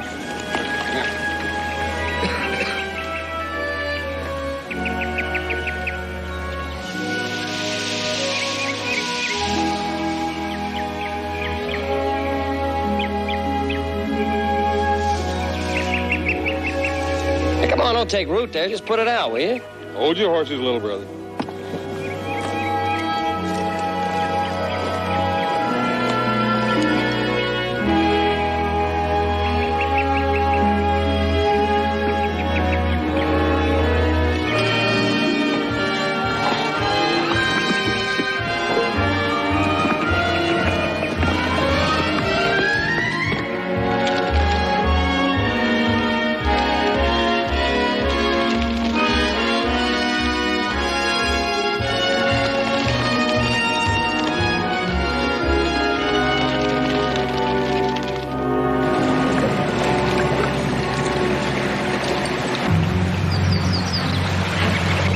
McClellan's saddle. Cavalry. Somebody's in trouble.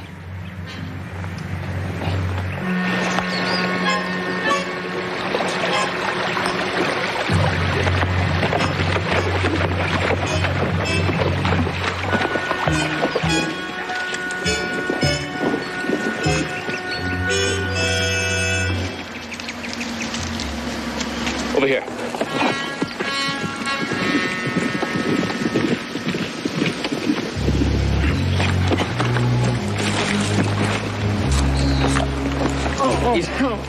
Easy, Trooper, easy. Let me look at that wound. Captain Harris, send me to get help. Easy, easy. Gotta have help. Gotta. Easy.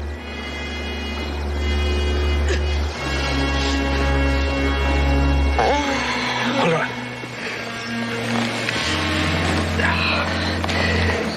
There's a bullet in his chest. I'm surprised he got this far.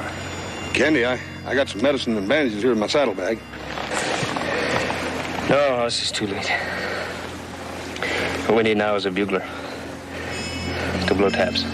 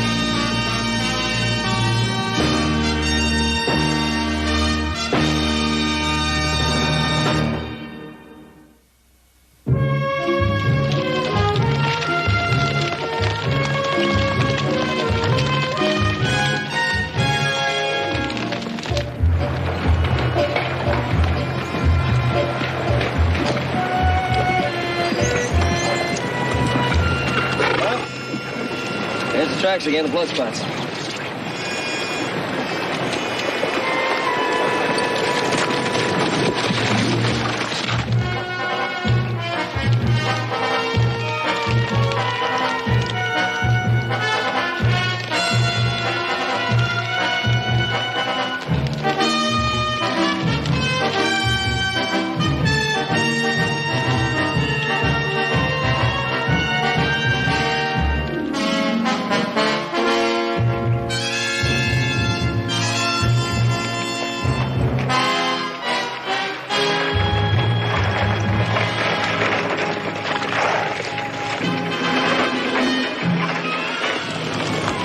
We found Captain Harris.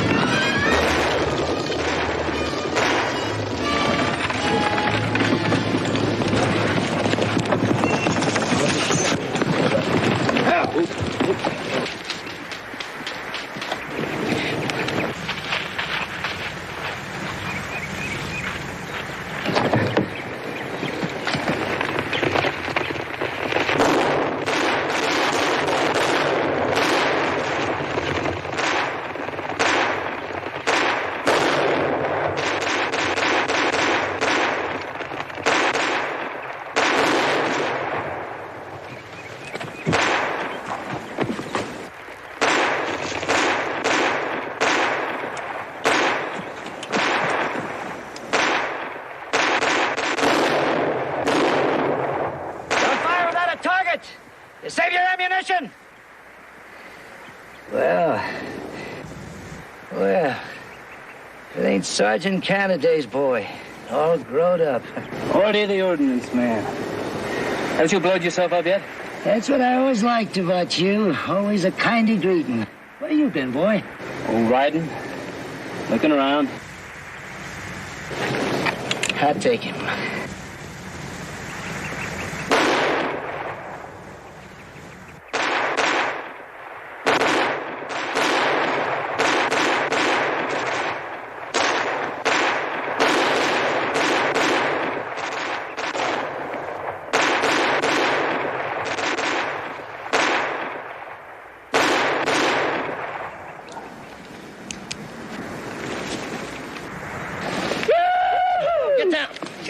Both of you. Brain kids. That's the kind of horse soldiers we get these days. They think we won this fight. We've all got to learn. Yeah. But it takes time. My guess is these kids ain't gonna live that long. You take cover, Mrs. Harris. Glad you happened by when you did. We need help badly. Yeah, we sure do.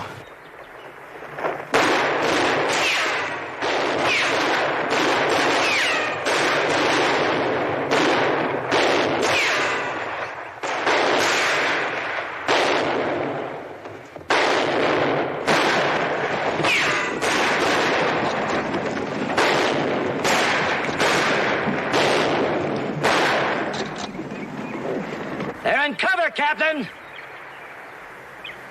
They'll be coming at us again. Real soon. That's right, Candy. You gave me quite a shock when I seen you. You better brace yourself. You're gonna have a few shocks yourself.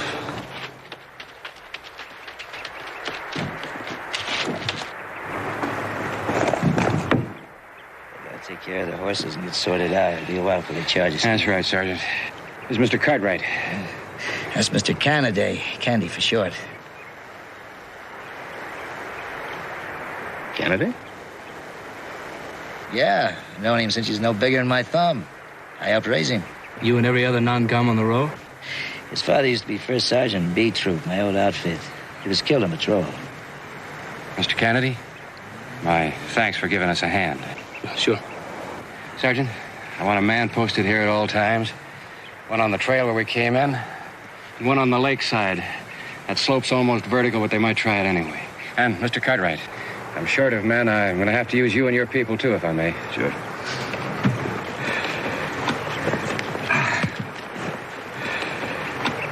Captain, those fellas down there were riding after you pretty hard. What were they after? Gold. Army gold. That ambulance is a pay wagon. You're right, but I'm going to have to ask you how you knew. Well, like the sergeant said, I'm an Army brat. I grew up at Fort Despair. Fort what?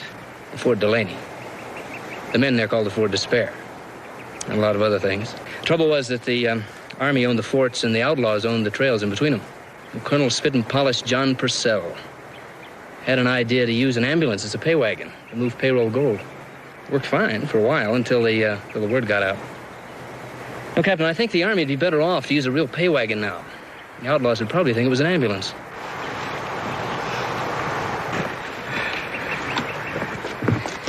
Guard post our man, sir. Very good. Something I ain't had a chance to tell you, Candy. Angel Montana's bossing that bunch out there. Yeah, I saw him when he was shooting at me. You know him? Yeah, I know him, too. We were kids together. He was one of the blanket Indians that hung around the fort gate. Half Mexican, half Apache. And all bad. Jim, Trooper Perkins is badly wounded. He's in great pain. I've done everything I can. I know you have. He's only a boy, and he's terribly frightened. If you could just talk to him.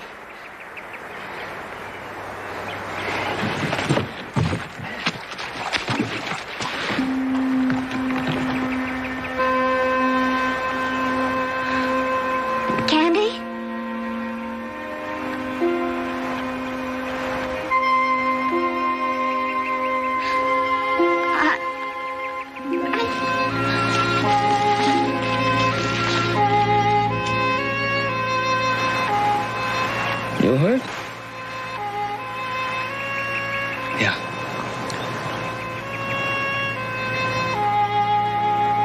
you where's my wife.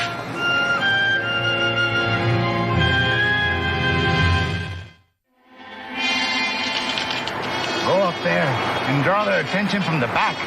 We will attack from the front. Sí, patrón. Ándale.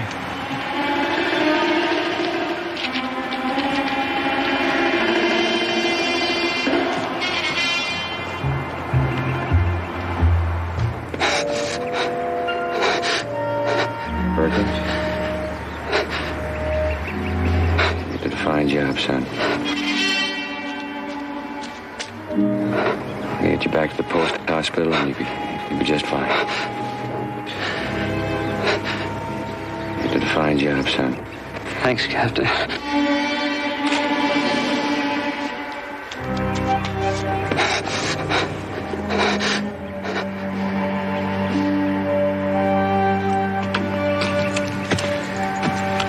Roll call gets shorter. The party's now down to 4 able-bodied men and my wife. And 4 of us. What's their strength? About 18 at last count. But Trooper O'Brien rode out at dawn this morning. Captain, I didn't have a chance to tell you, but we found Trooper O'Brien. The last thing he was able to say was that Captain Harris needed help.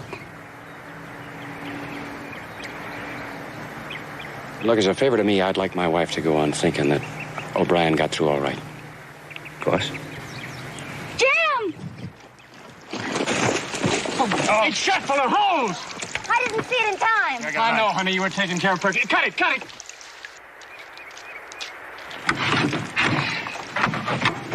There's about a quart left. Jim!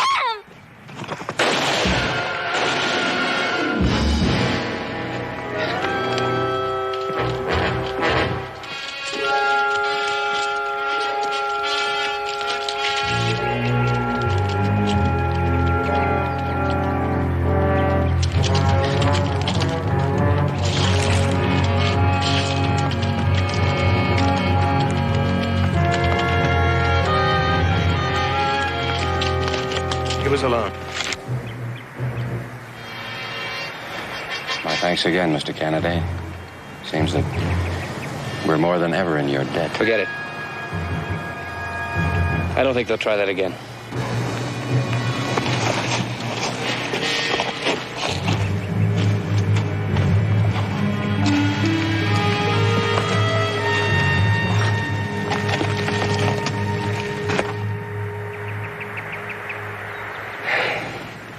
Just thinking of all that water I wasted on those dead ashes. I was thinking we could use a couple of buckets of that lake. Half full. That's great. That means we got a little less than 6 quarts left for us and the animals, and they got a stream within easy reach of where they're dug in. Captain, what about ammunition? Well, my people have between 40 and 50 rounds per man. How about yours? I guess about the same. I suppose we should pass the word around for nobody to shoot at anything unless they can't miss. We'll be here a long time. Captain Harris! Sergeant Ording!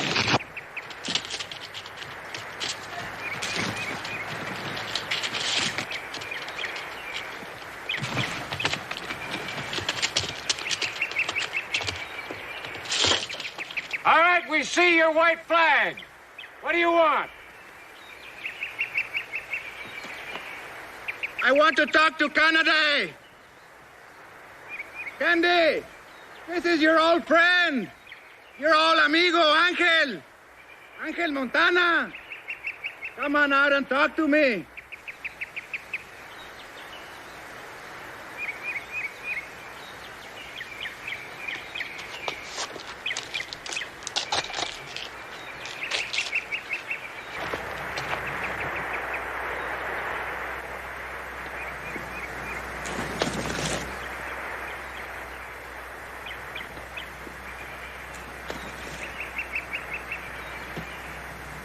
Anelito, my old friend. Here I am. Speak your piece. Candy, you're on the wrong side. You should be down here with us. I like it where I am. You joke, amigo.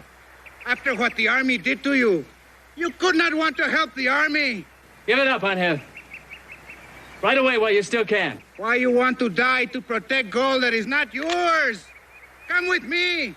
I will give you a double share. Not interested.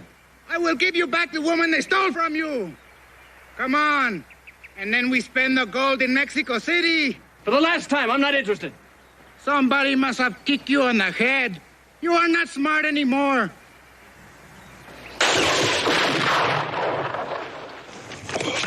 Jolito. I had him in my sights 3 or 4 minutes. You're good to have around. Now you will all die. And the woman, she will die 100 times. Winged him. I sure did. Kenny, down! Get down!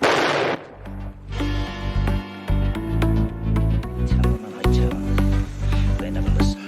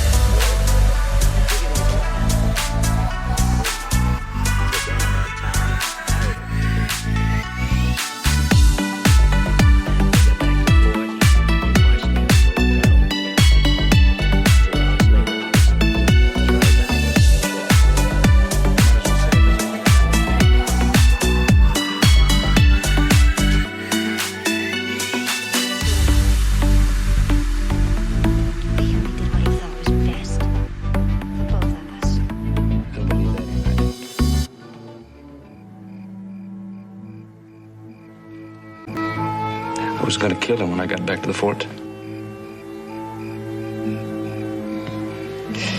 I'm still not sure why I didn't. Because you couldn't.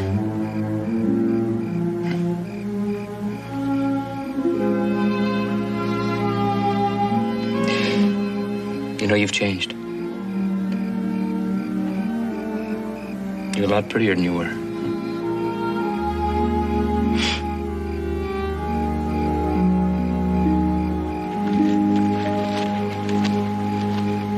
Why didn't you write? Because I didn't know where you were. Back east, that's all he told me. You were back east and the marriage was annulled. He promised me he'd see you got all my letters. When he was in Washington, he just said you rode off and left no address. He's a liar. Jim, my husband, Captain Harris. We met. Mr. Kennedy, my wife told me all about you. We were just talking about you too, Captain. Oh?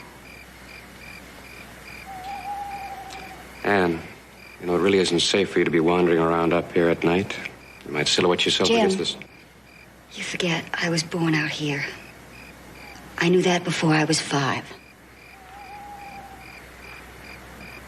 Stay below the crest. It's the first thing you learn out here, isn't it, Candy? Yes, just about.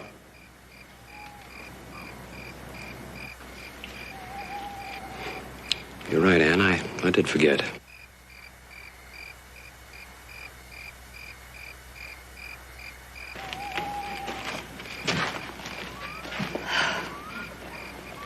Wasn't nice. He's been very good to me. And he's an officer and a gentleman, just what the colonel wanted. Stop that. He was what I thought I wanted. I thought I was never going to see you again. Don't you understand? I had learned to live with that. I told myself you were dead. Why did you have to come back now when it's too late? It's not too late. Yes, it No, is. it isn't, Anne. And any other time, any other place, I'd just walk up and we'd say hello and goodbye politely. And then I'd just walk away and maybe I'd come back and stand and look. Well, here, there's no time to look. You're my wife, Anne. Yes, you are. You're my wife. I don't care what it says in some book someplace. You're my wife.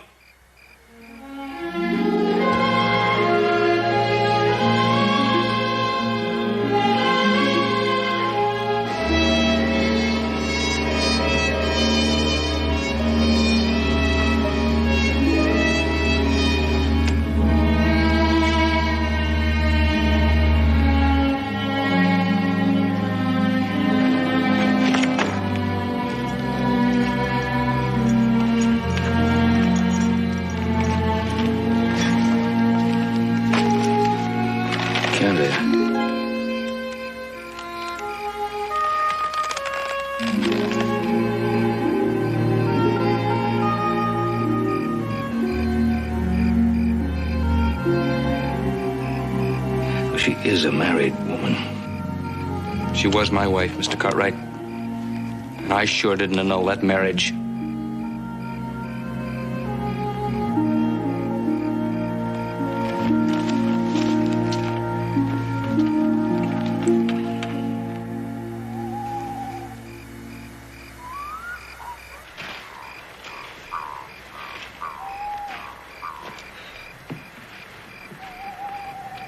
Anything? It's all quiet now. There was some movement down there a few minutes ago. Let's hope they stay down there. Yeah. At least we got the moonlight on our side. But they gotta know we're running out of water. Well, it's tomorrow's problem. I'll be back in about an hour. If you see Candy, tell him I'm looking for him. Yeah, you know, I've been trying to figure what I'd do in Candy's place, and I don't come up with no answers. Neither do I.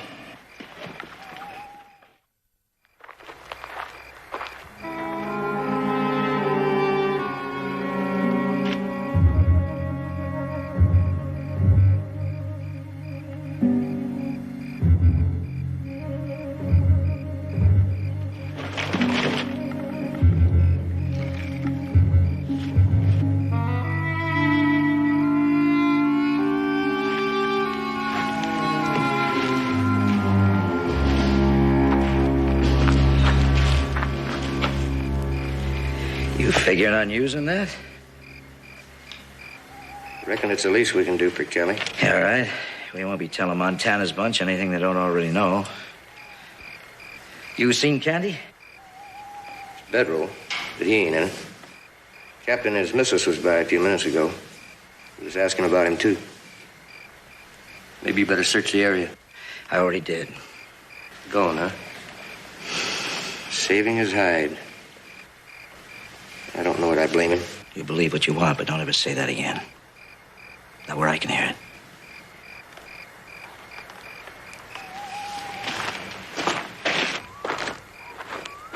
Jim, I don't believe it. Candy wouldn't just leave. Look, Annie, you've got to believe it. I don't know how or why, but he's gone. We've searched everywhere.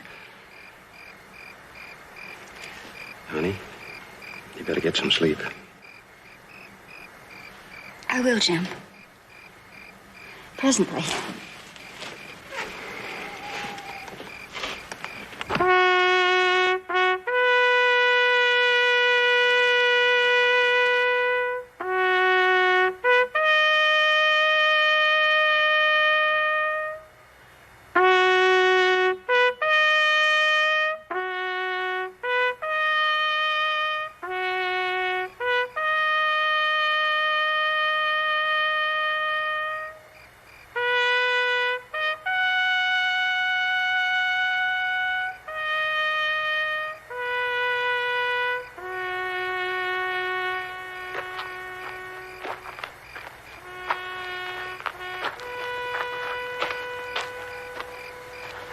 What is the matter, Rojo? The bugle. Why do they play that, huh? For the dead. If you want to think about something, think about the 4 little fat kegs of gold that Rio saw yesterday. 4 little fat kegs of gold that we will have tomorrow.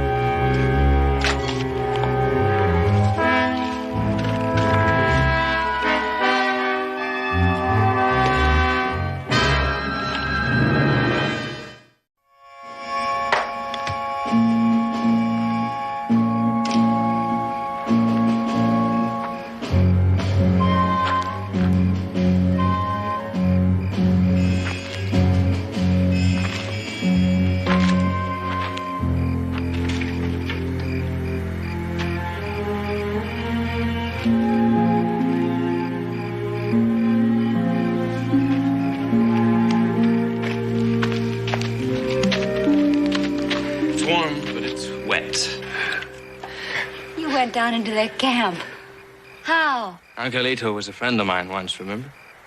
He taught me how a long time ago. Did you see him? He almost stepped on me.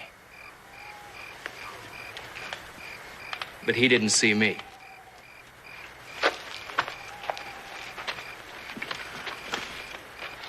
For the first time, I'm beginning to believe we might get out of this.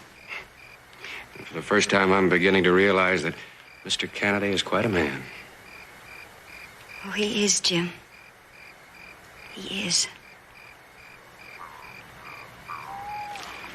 Don't expect no cheers from me. I just want to know which guard you passed on the way in. Skinny, blonde-haired kid. It figures. He'll never make a soldier. No, we doubled the guard. No one else can get through. They've got us boxed in, as nearly as I could tell. No way out.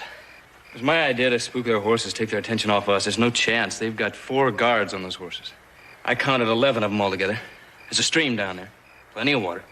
Everybody was carrying full bandoliers. Yeah, well, you ain't telling us anything we don't know, and you could have got yourself killed. Could have left us without any gun we need. Like I said, don't expect any cheers from me. All right, Odie, I didn't ask for any. You better get some sleep. You'll be doing guard duty in 2 hours.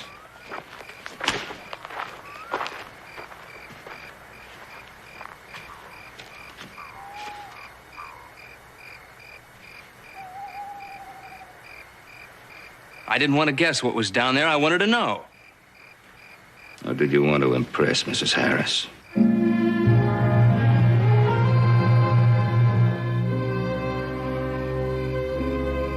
2 hours. I'll be back to wake you.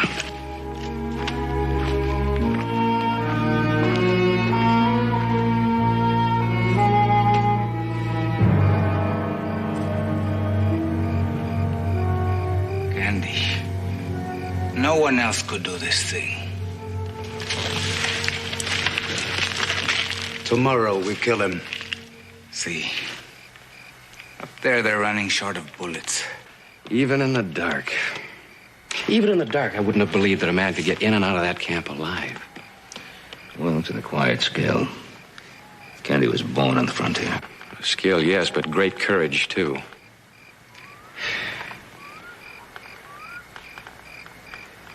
There is gold in that ambulance. 4 small kegs of it. An angel and his men aren't going to give up until they've got it. Look, all he wants is the gold. Why don't we just give it to him? Because once we'd give them the gold, they'd kill us anyway. They don't want any witnesses. That's right. They've got plenty of ammunition and water, and we're running out of both. Even an optimist would have to say that the enemy is going to win this battle.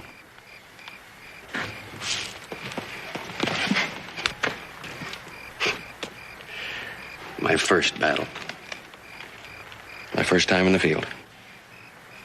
Yeah, well, it's not over yet. No, of course not. Maybe somebody will happen along after all we did. Just by chance and in sufficient numbers to give us the help we need. No, Mr. Cartwright, I don't believe that. Neither do you.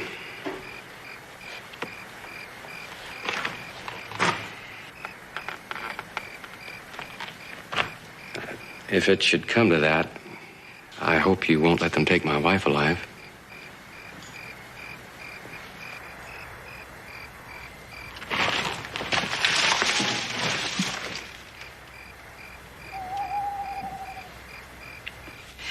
It's just like you, Candy, guessing again. I'm not guessing, I know. An old ordnance man like you wouldn't walk across a parade ground without 3 or 4 sticks of dynamite in your pocket. Against regulations. When did regulations start bothering you, Artie? A long escort mission like this, you'd bring a whole bundle. All right. I had 6 sticks till a week ago. We camped at White River, and I got 100 with a fresh drop. Now, I'm talking about now. 3. I got 3 sticks left. You got fuse? We ain't gonna use fuse.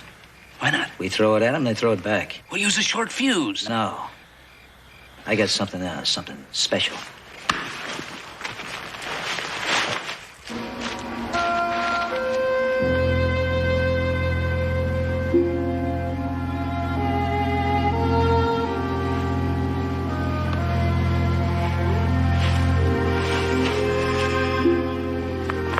Something new.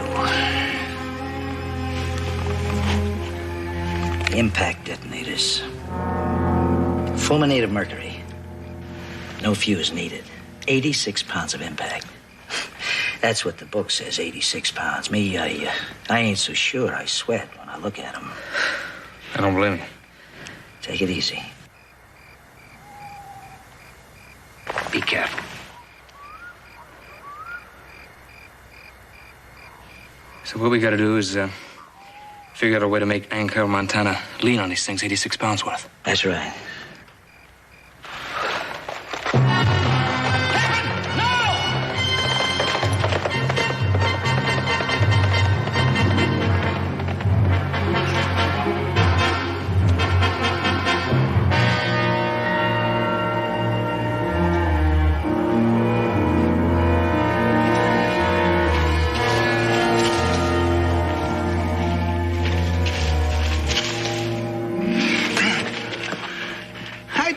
To hurt you. I don't want to hurt nobody. This is punishment for babies. You make me hurt you. I give you pain you never even dream about. This is no big thing. The gold does not belong to you. Tell them to give us the gold. And we all part friends, huh?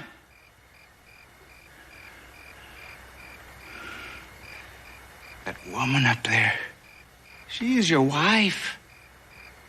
She's a very beautiful woman. You do like I say. I don't know her. You don't do as I say. I know her better.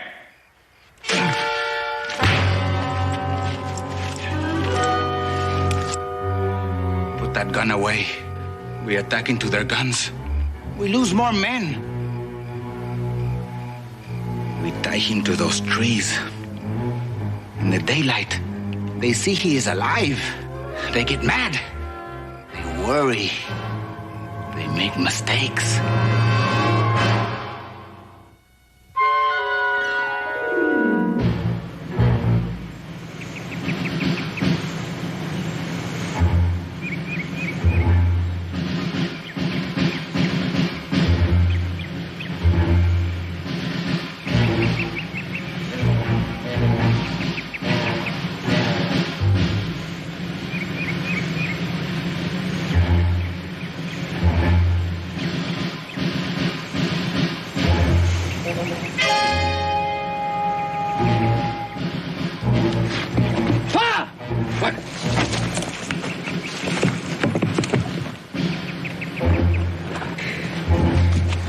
I think he's still alive. Quiet, don't look. Don't. Hen, ain't nothing you can do. Come on. Come on with me. Come on. He had to have known he couldn't get past them. I guess he felt he had to try. He's a fool. He should have known better. Yes, he should have known better. But I suppose he felt he had to impress the lady, too.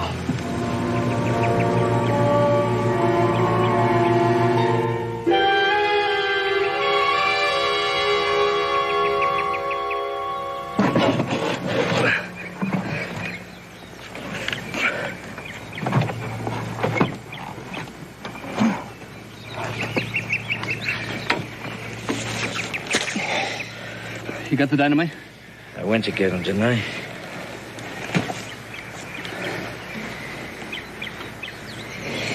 Oh, it's my fault. No, I should have known he'd try. Miss Ann, he only did what he thought he had to do. Don't go faulting yourself.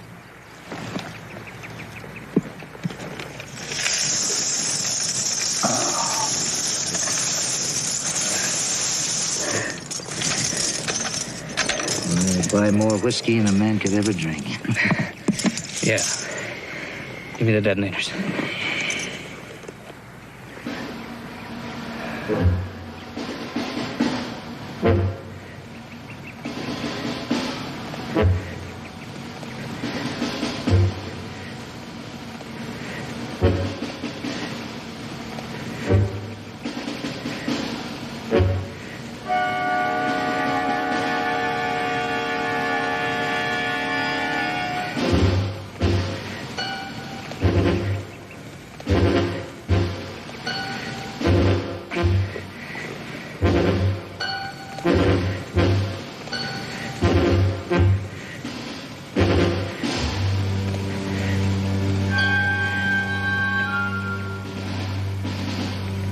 Take it easy.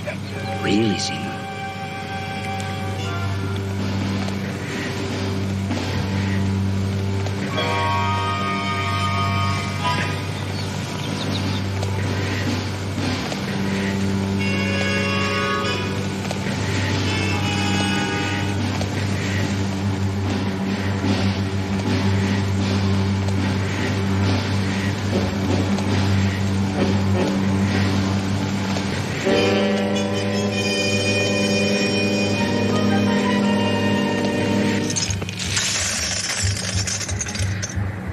That ought to do it. Yeah.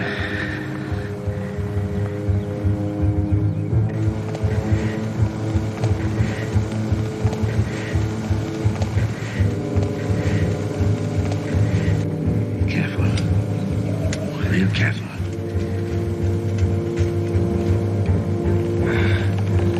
Okay.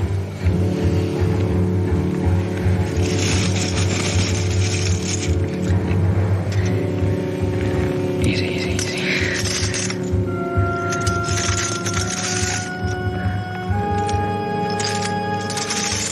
Hey, Paul. I see a patch of shirt down there. It'd be a clean shot.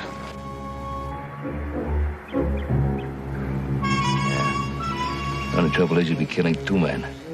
First him and then Captain Harris.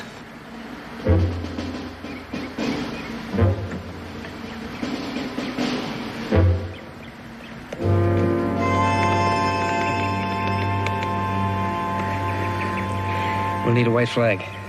Yeah, I'll get a towel from the ambulance.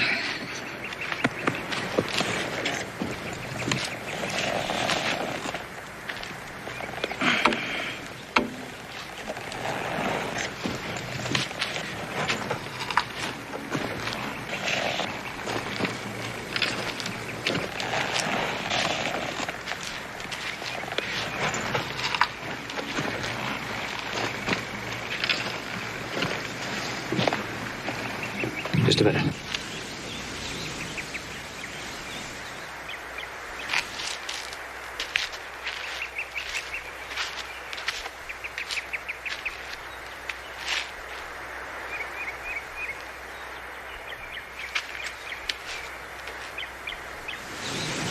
I'll get him back for you.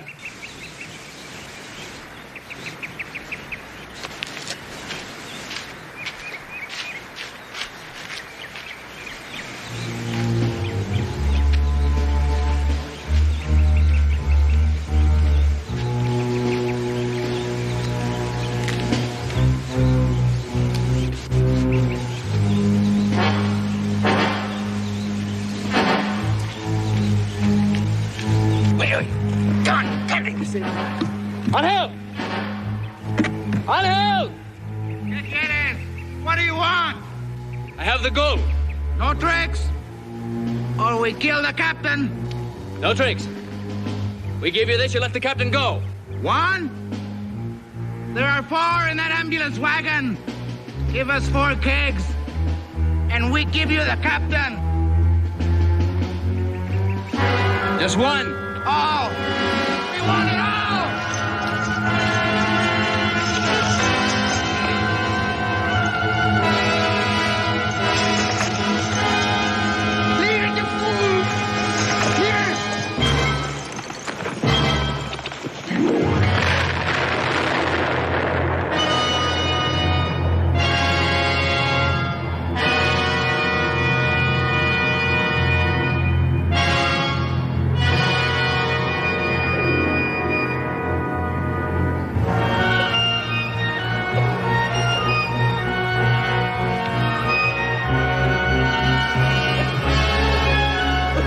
Let's go get Captain Harris.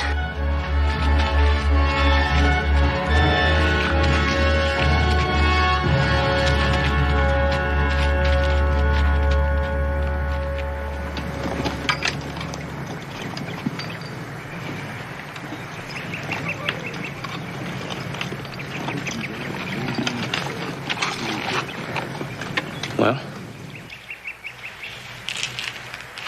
Candy, he's my husband. You don't love him. Please understand. No, I don't. I can't. I can't understand it. Please. Candy, please, help me. Anne, it's time to go.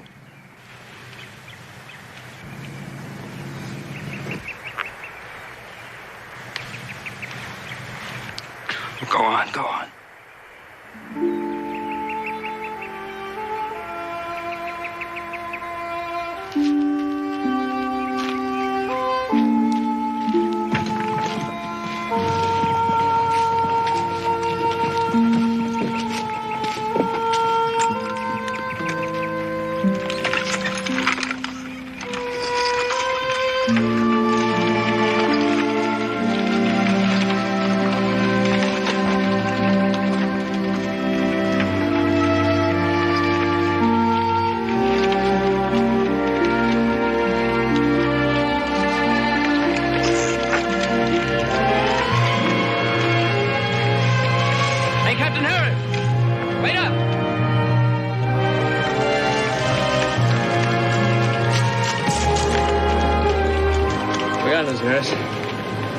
You see, the colonel give him my regards. Tell him from me you married yourself quite a man.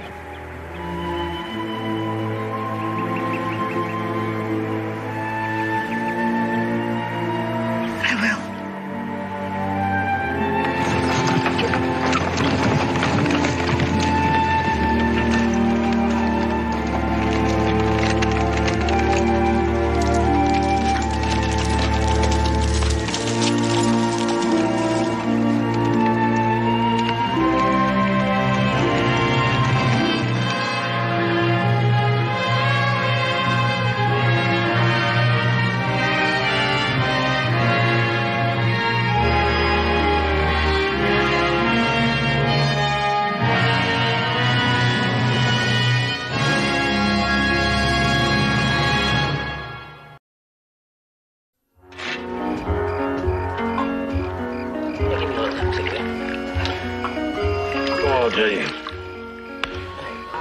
Sleeping out on the ground ain't my idea of a picnic.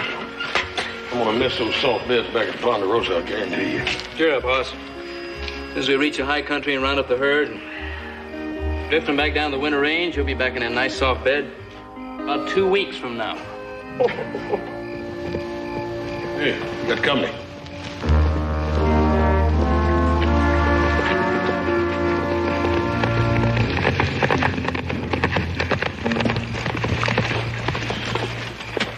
Evening. Evening. I'm Carl Walker, Sheriff of Muddy Creek. Oh, Sheriff. Ben Cartwright. Saw your fire and smelled your coffee. Yeah, well, there's plenty more there. Bert, bring out some coffee, huh? Hey, Sheriff. Isn't that Luke Harper? Cliff Harper's kid brother? Yeah. Coffee'd be fine, but what I really need is a couple of fresh horses. I think we can help you out, Sheriff. We have some pretty good ones in our remuda. We'll change them for yours. Well, fine. If you're ever in Muddy Creek, I'll have them waiting for you. Thank you. Hey, how about me? I can use some coffee, too.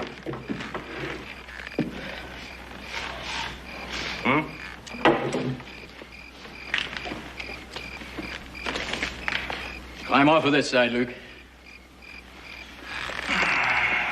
It's all right to give him a cup. Don't get too close to him. Hold it right there. He's crazy enough to try something. Sheriff, I'm gonna see you dead, I promise you. Luke wasn't alone when I waylaid him at his girl's place. The other one got away. My brother's gonna make you sorry you ever put a gun on me. I can go for the rest of you. I've wired the U.S. Marshal. He should be in Muddy Creek in the morning with a half a dozen men. I've got to get Luke in there and keep him in jail till they come. In the meantime, your fresh horses will be help enough. Well, let's pick them up, Sheriff. Joe, unsaddle these two. Right.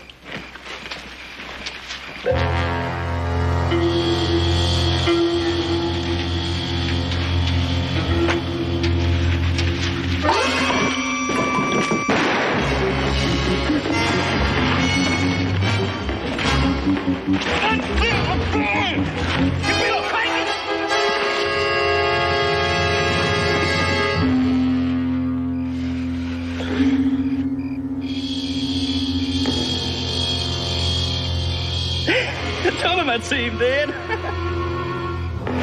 Now, if y'all just cut me loose, I'll be on my way.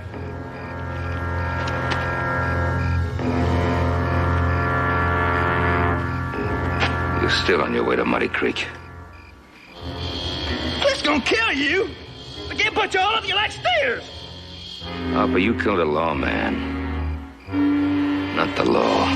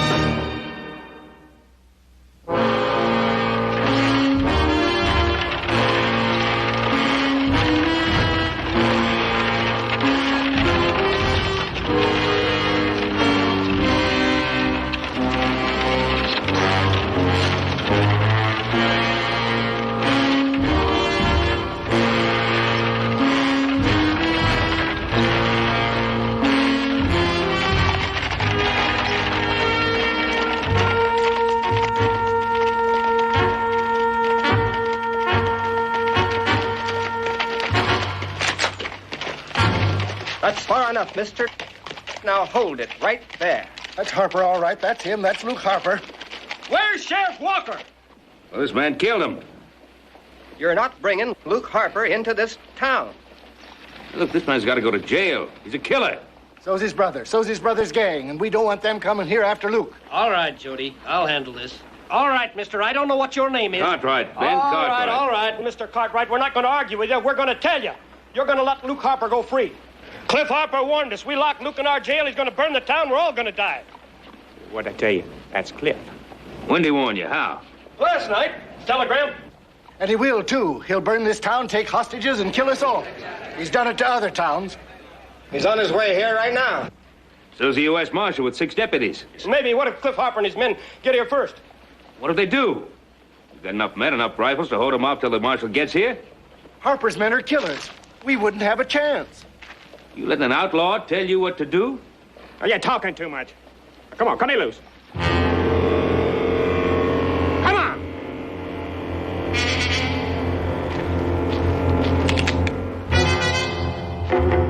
What do you think Cliff Harper will do when he finds out his brother got killed in this town? We're going to put Luke Harper in your jail. Now, you can stop us. If you want to. But you're going to have to use those rifles if you do.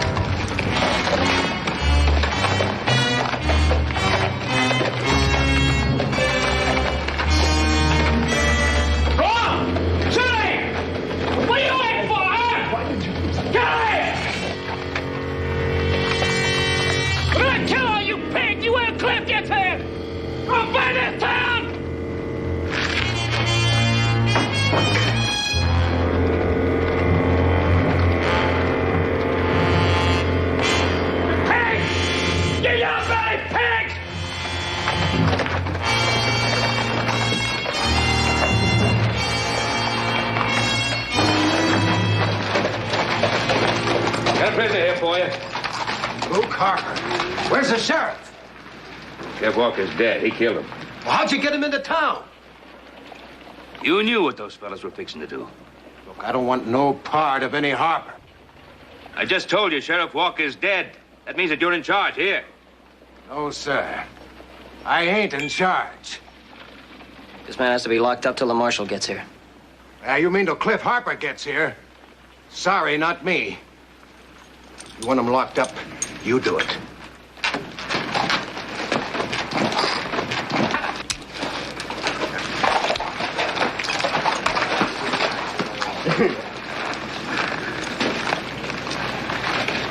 Come on, you.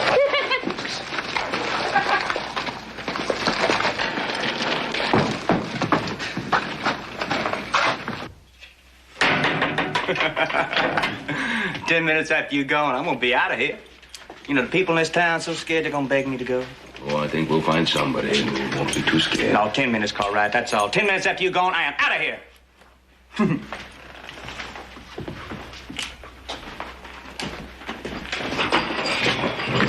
I got a feeling he's right. No, he's not right. We're gonna find somebody who'll guard him till the Marshal gets here. You won't find anyone like that in this town. I'm Mrs. Walker, Sheriff Walker's wife. Oh, Mrs. Walker, I'm sorry. You don't have to say anything. I knew it would happen. I tried to get him not to go, but it was his job. And he was sure there'd be help when he needed it. He made the same mistake you're making. He believed in people. Well, there are no real people. Not in Muddy Creek. Go ahead. See if you can find anyone with guts enough to help you guard that prisoner. Find one.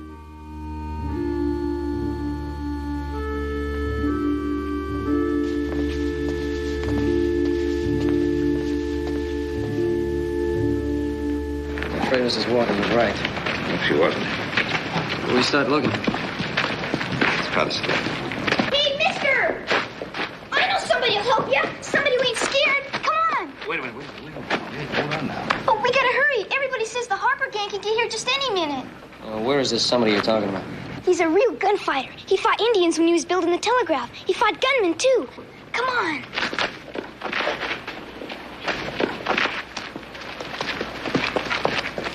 Come on. Here he is. my grandfather, Simon Jenkins. Well, how are you, sir? Ben Cartwright, my son Joseph. Jenkins? I've been telling him about the gunfights you had. Yes, your grandson's very proud of you, sir. Tommy, you shouldn't be telling those stories. He does exaggerate. You did fight Indians. You told me. Oh, that was a long time ago. I was a young man then. You're gonna help, ain't you? Well, I'm an old man now, Tommy. Of course I want to help, but maybe Mr. Cartwright doesn't want me to. He does. You want him, don't you? He ain't scared like the others. Never met a man who hasn't been scared at one time or another. Grandpa's not scared. We'll have to let Mr. Cartwright decide whether or not he wants me to help, Tommy. I wouldn't blame him at all if he wanted a younger man. No.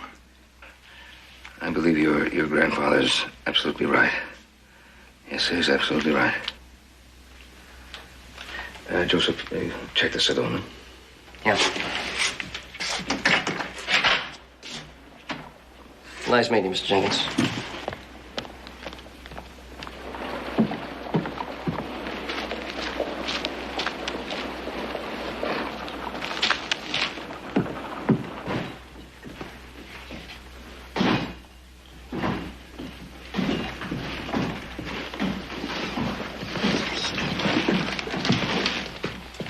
Give me a beer. Look, your sheriff's dead. The man that killed him is in your jail. I think his brother's going to turn him loose. I need some men, some guards to see that doesn't happen. I'm asking for help. It's not me, mister.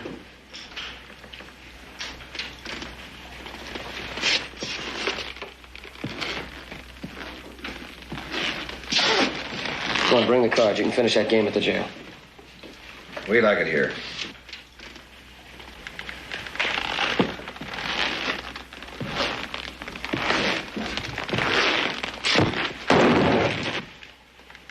Good, at least you're both awake. You're wearing a gun. What about it? Nope.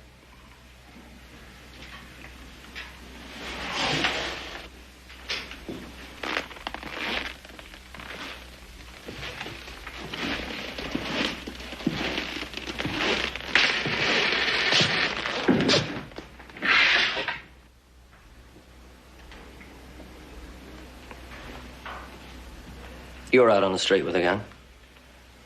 How about you? I guess Luke Harper was right. He said I wouldn't find a man in this town that would help.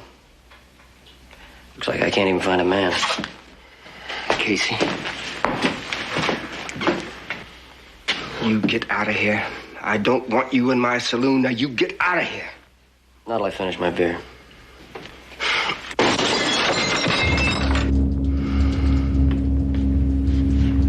Give me another beer, bartender.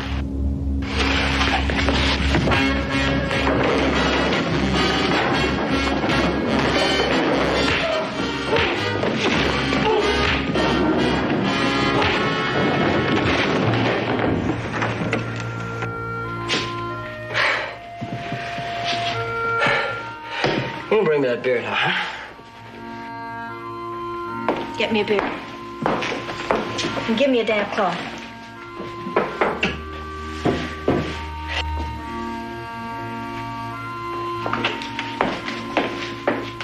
Thanks. Don't mention it.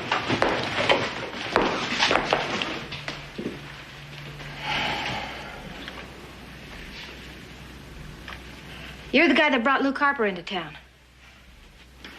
You must be the young Cartwright. Mm-hmm. Well, I'm Casey Collins.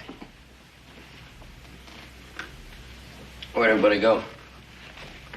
The men? Oh, they ran. The truth was just more than they could stand to hear. Casey? You go on now. Don't wait for me. I quit this job. I was waiting for my pay, but now I think I leave the money and save my life. If you're smart, you'll come with us now. Go on.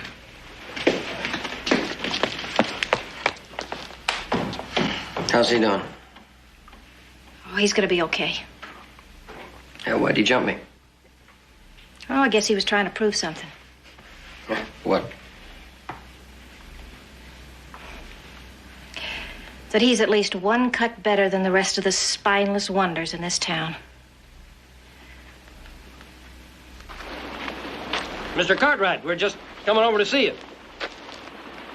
Yeah? We, the property owners of this town, talk things over and decide to relieve you of your responsibility and take matters in their own hands. They want you out of town, Mr. Cartwright, so they can set that killer free. Linda, please. Is that what you intend to do? It's already late afternoon. If the marshal was coming, he'd be here by now. We're going to turn Harper loose, and we don't want any interference from you. To put things bluntly, Mr. Cartwright, it's our business and not yours. I always thought the law was everybody's business. We don't want our town burned to the ground. And don't let them burn it. Hey, I guess you both better read that. The marshal's been delayed. He won't get here till tomorrow.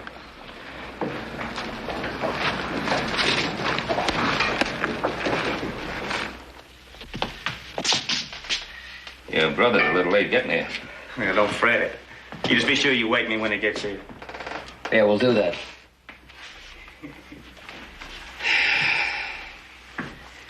Joe, why don't you get some sleep? I'll take the first watch. Yeah, sounds good. Like I haven't slept in a week. It's not so bad after all, though. I get to sleep on this nice, soft couch while my brother Horace has to sleep on the cold, cold ground.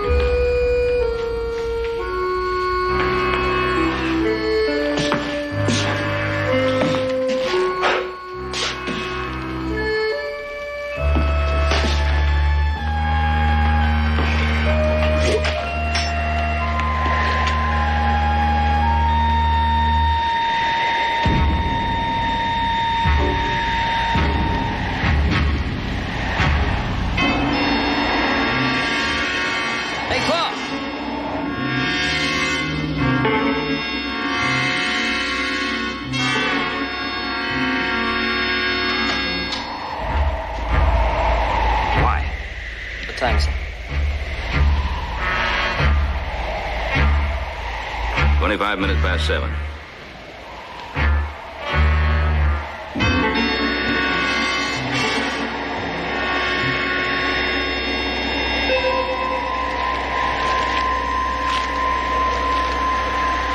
Hey, anybody here? Hey, anybody here?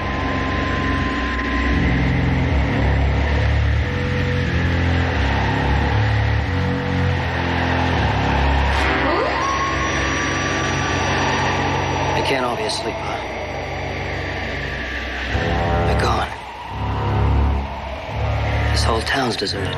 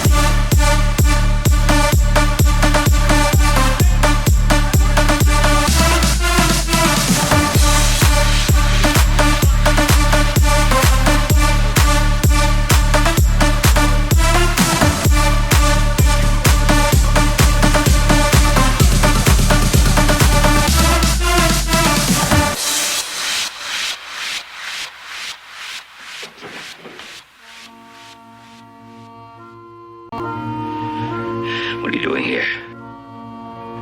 I'm as big a fool as my husband was. You better let me clean out that cut on your head. There's a pump of fresh water outside.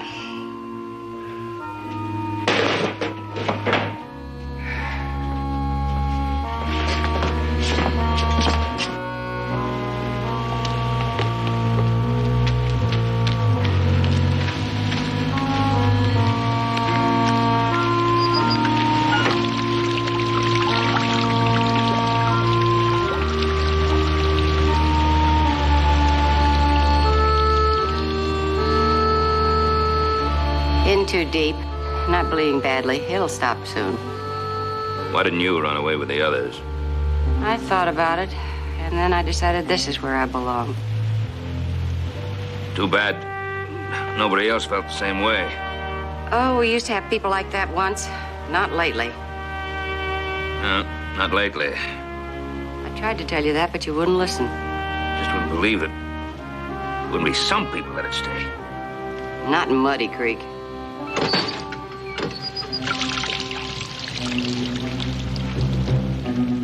We're both wrong, Mrs. Walker. One woman. A lot more than one. Two. You need men. Got 'em.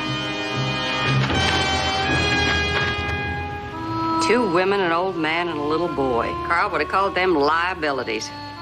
Well, they may be liabilities, but they stayed.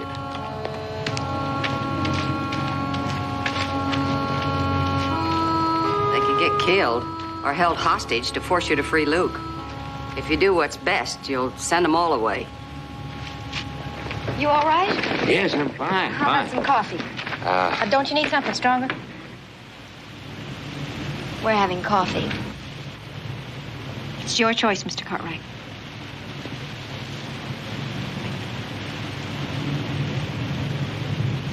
I'll have coffee.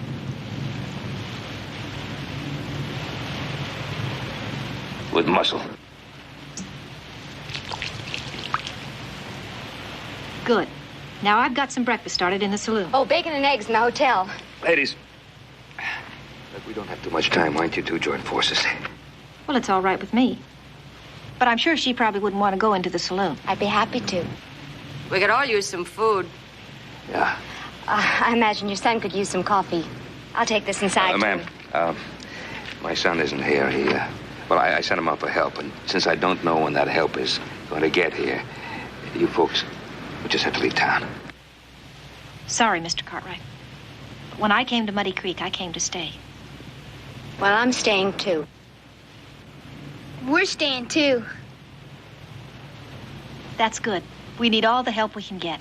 I thought I was the only stubborn one. You're all being just a little bit stubborn. I can't let you stay here. I don't know who's going to get here first, my men or the marshals or the Harper gang. It doesn't matter. I've been run out of a lot of towns before. But this time I stayed and they ran. And I kind of like that. Mr. Cartwright, my husband was a soldier. He died fighting for his country. The least I can do is help defend our town. Grandpa ain't leaving. He ain't gonna run. Yeah, well, I'm the telegraph operator. I have to stay and look after the telegraph. Well, I appreciate what you've all been saying, and I'm grateful for it, but you're going to have to get out of town anyway, and since there isn't very much time, you gals better get that breakfast going right now. Come on, ladies, get moving. I want you to send some telegrams for me. Oh, sure. Come over to the office.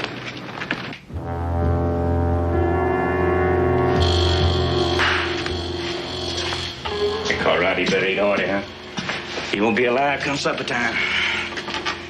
No, Cliff and the boys, they weren't so far behind. They rode all night. They'd be here real soon now. Luke, you'll tell your brother I tried to help you so that he won't burn my hotel. Got pour on the kerosene and striking matches myself.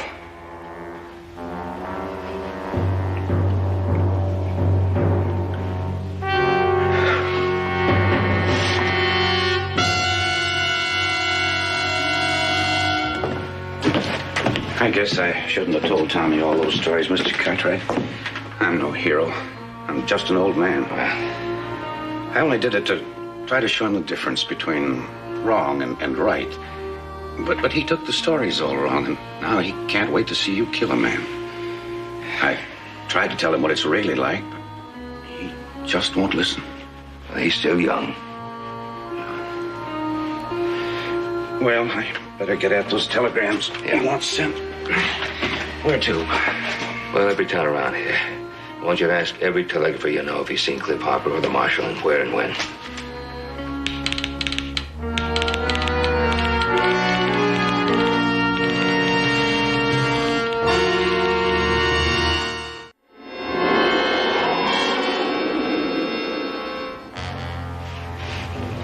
Luke?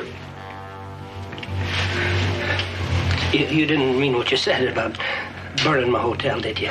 You real worried about that, ain't you? Well, you couldn't have meant it. It's senseless. I meant every word of it. Now, listen, I stayed behind. I tried to help you. You tried? You should have killed Cartwright. You had the chance. I couldn't. I'm no killer. It's like Cliff says, kill or be killed. What do you mean, be killed? You let Cartwright live. Cliff ain't gonna like that. Cartwright, you gotta let me out here. Luke swears he's gonna have his brother kill me because I didn't shoot you. Now, you can't keep me locked up in here till his brother comes. What do you want me to do? Give me a chance to hit me over the head again? You can give me a chance to defend myself. Now, I ain't a gunslinger, but I was a soldier once, and I know how to use the rifle. You should have thought that before. You're alone. You can't stop Cliff Harper and his men. But the two of us might. Together we'd have a chance. Give me a gun. Now let me out of here. Why should I trust you? That's right, man. Change once, he's liable to do it again. You think I'd shoot the only man who has a chance to save me? I didn't shoot you before when I had the chance, did I?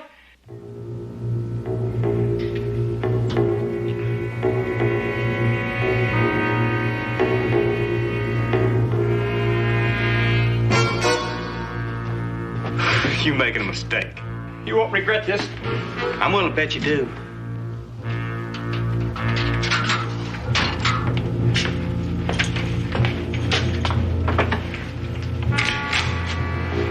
I'll get out there and keep watch.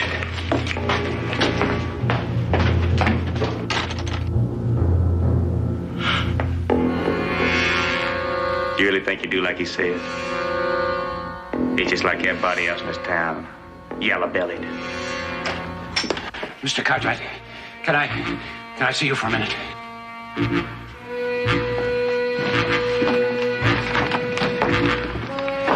Snake Crossing.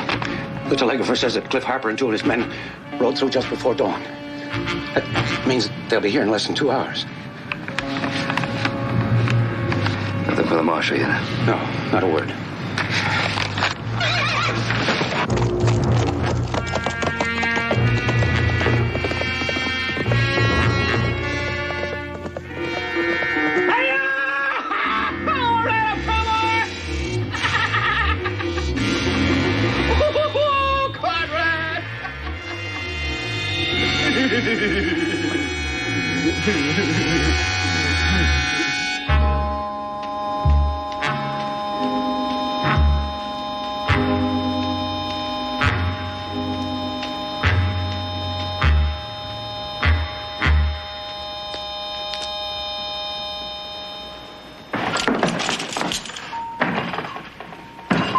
Come on in. Nobody in here is going to bite you.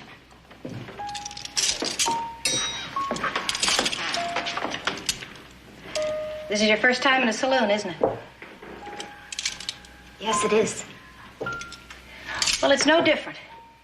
We have tables and chairs in here just like you have across the street. We even eat with knives and forks.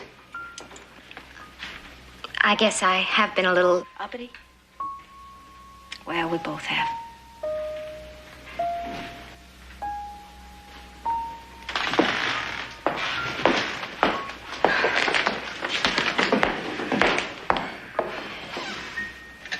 We don't have much time left.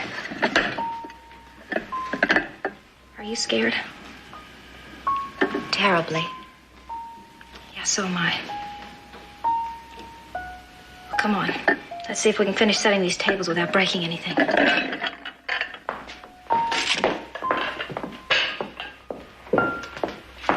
Mr. Cartwright coming? Oh, yeah. He said he'd be right here. I'll go and get him. Tommy, you stay right where. He's not afraid, is he? He don't know enough. To him, it's all a game. He'll learn. We all do. No, I don't want this. I'm not hungry. Now, you should eat something. No, I don't think I can. I already had my breakfast. Sure. I understand. Isn't a chance that Marshall will get here in time, is there? I sure wouldn't bet on it. It's not likely that Mr. Cartwright's men will get here before that Harper gang either. What are we gonna do? Or we'll just have to do whatever Mr. Cartwright says. Now, this ought to cheer you up a little bit. Everything's ready. You better eat it while it's hot. I brought some things, too. I got him. Here he is. Sit down, Mr. Cartwright. Everything's ready. Let's everybody eat now. Gotta get out of here as quickly as possible. We want to stay. We're not much, but we're better than nothing. Now, please, I want you to do exactly as I ask. He means we'll hurt more than we help. But we could be a big help, couldn't we? Mr. Cartwright knows what's best, Tommy. But what if you need us? Then we'll come back on the double.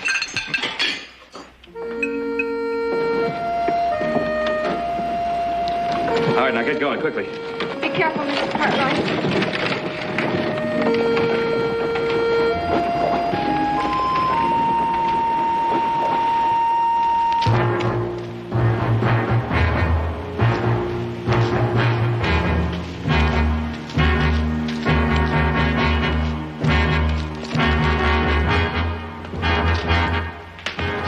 Time's run out. Run out just like your friends did. Like Liv says, man, can't count on nobody. Well, maybe you can't even count on your brother Cliff. Ah, he's coming. Now, you can count on that much, Cartwright. He's coming. I'll be waiting.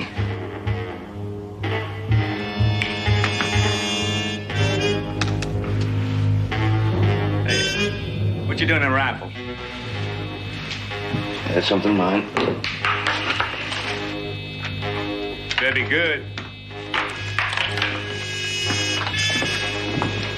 It won't work. But whatever it is, Cartwright, it ain't gonna work. The clip's too smart for you, Cartwright. It ain't gonna work.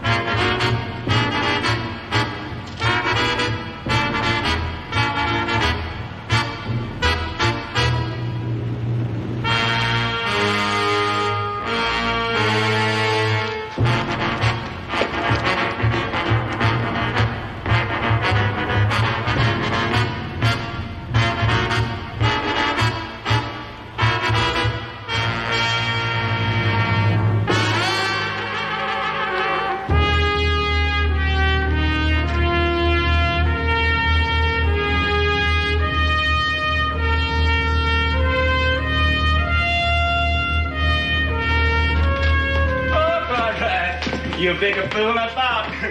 Thinking old blood's gonna work, huh? You think all them old rifles gonna scare Cliff? No, I don't. I don't know if that bluff is going to work or not. I know it's an old one. Now, why not, huh? Why'd you go to all that trouble? You know, you ain't got that much time left, huh? Now, why'd you go to all that... Just hold your tongue and I'll tell you why. Now, that brother of yours is a gunslinger. I'm not. If those rifles can make him hesitate just 1 second, that's all the time I'm going to need. You never get no edge on Cliff, huh? I'll holler. I'll yell my head off when he comes riding into this. Now, you just turn around, put your back to those bars and stick your hands through. Oh, no. You won't shoot me, and I'll I will if I have to. But you need to be alive for the marshal. Marshal doesn't care if you're alive or dead. Cartwright, you don't have... Move over. Do it, I tell you, and stick your hands through. Move! I'm gonna get you, Cartwright. I'm gonna see you dead, you hear me? My thanks on your grave. You know, Cliff don't get you, I will. Oh, it's gonna be a joy. Cartwright, I'm gonna kill you and all your kids, you hear me? All that bang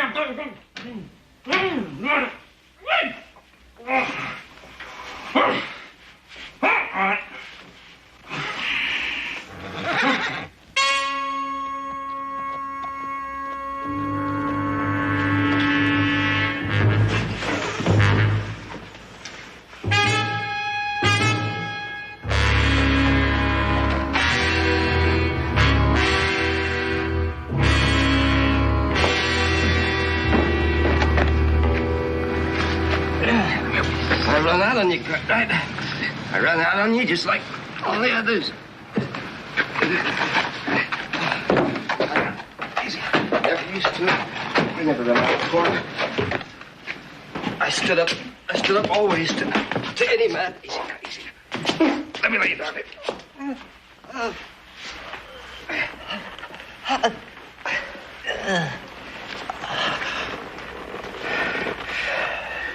Who shot you? Cliff Harper. I could stay away. I had to come back. I tried to ambush him, but he was too smart. Just stop talking.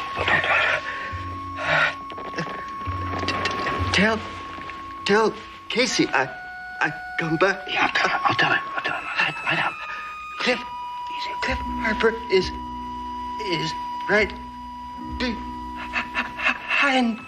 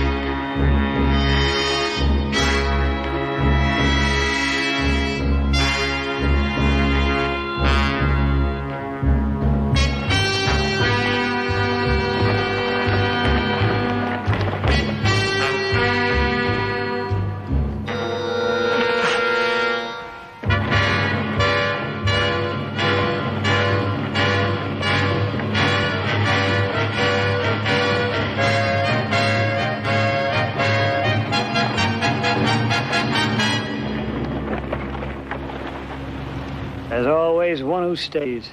Yep. Always is. Maybe more than one this time. You should have run like the others. Maybe they didn't run. Always do. Not everybody. Not always. Where's Luke? In jail. I warned these people what I'd do if they put Luke in jail. Harper, go back where you came from. You're completely surrounded. There's a dozen rifles aimed at your backs right at this minute. Take a look. All around you. I'm not buying that bluff. Unbuckle your belts.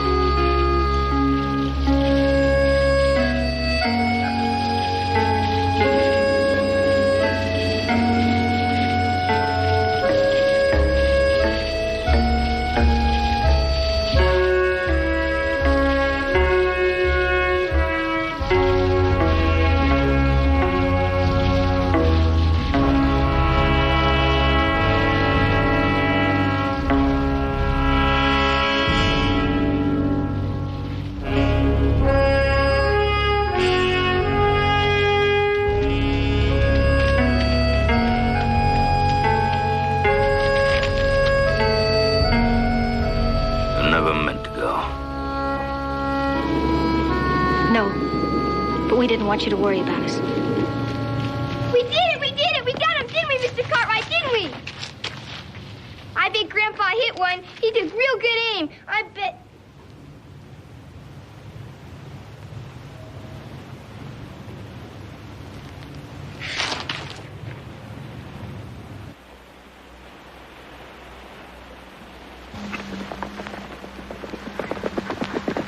Look!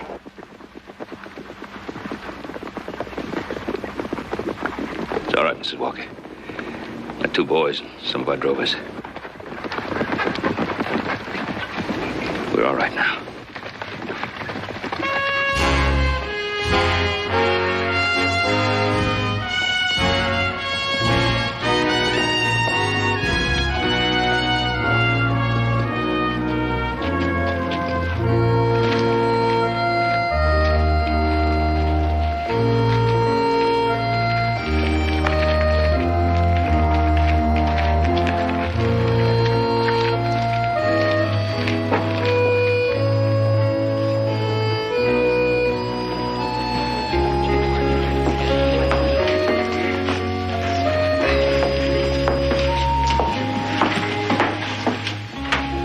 How about a drink?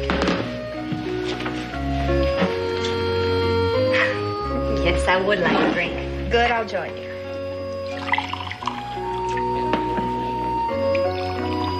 There you go. Cheers.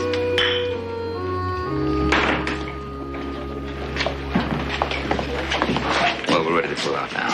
Folks, Marshall's going to stay on in town until his men have rounded up the rest of the Harper gang. Well, I reckon the folks in this town will sleep a lot better tonight than they did last night, huh? I wouldn't bet on it. Their consciences will be working overtime. I know a few people who won't have that problem. I don't know about the rest of them, but I was scared. I don't mind admitting it. I didn't want to come back. Well, I'll tell you something. I was scared, too, and I want to thank you very much for everything. Young fella, you take good care of yourself. Bye. Thank you. Bye. Bye. Mr. Cartwright, I wish you could have known my husband. You're so much alike. Well, it was an honor just to have met him. Bye-bye. Bye. Real people of Muddy Creek. Real people. Yeah. There are always some.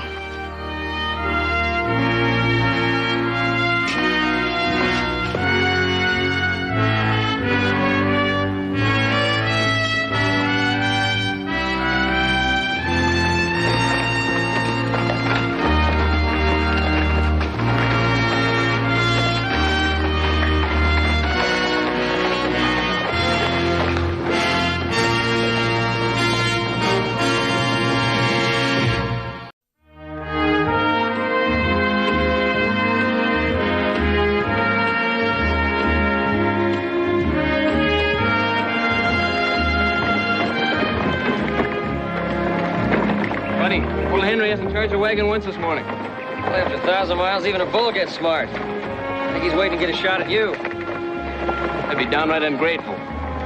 Nobody ever nursemaided me like we have him. I don't recall you being worth $5,000 either.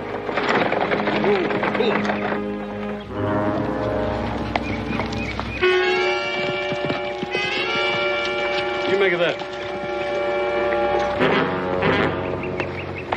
Let's take a look.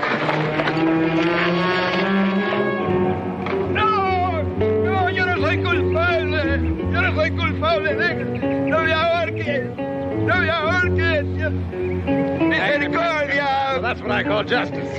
Misericordia. What's he babbling about? Dios mío. No Claude don't run the double R no more. Jeremy does. He ought to know that.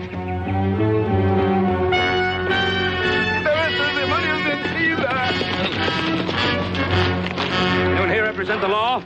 Stay out of this, mister. It's none of your business. Hanging is everybody's business. Anybody here represent the law? No need.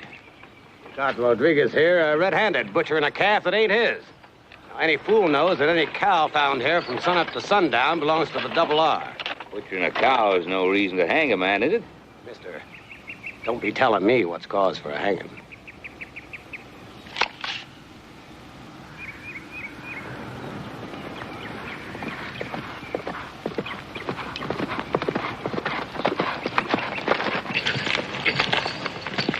What's the idea? What's going on here? Got the Mex, Jeremy. Red-handed. Shut up, Carver. You must be Ben Cartwright. That's right. Who are you? I'm Jeremy Roman, Claude's son. This is my foreman, Ballinger. My son, Joseph, here. One of our hands, Candy. Horseback in the wagon. We're delivering this bull to your father. Came across what seems to be a lynching. Lynching? Carver, what the devil's got into you? I told you there'd be no lynching on a double R. Get this Mex out of here and get him into town to the sheriff.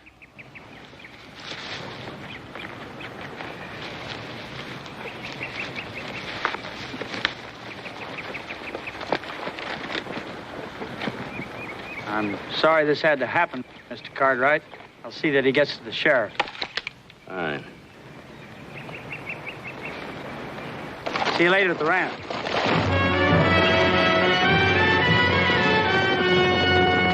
I think we happened along that Mexican never would have gotten to see the sheriff. Yeah.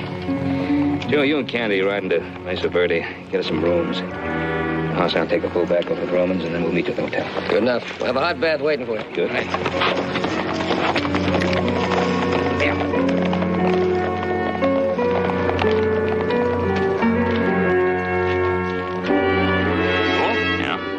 Fellow really get justice.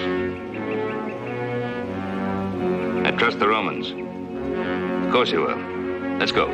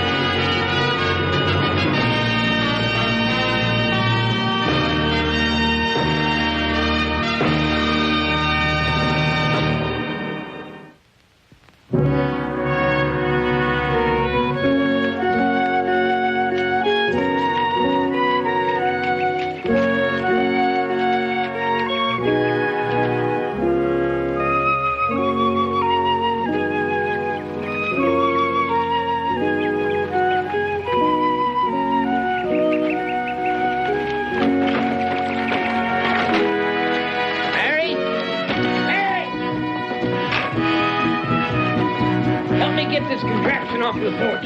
Anybody comes this far, they deserve to be met in the front yard.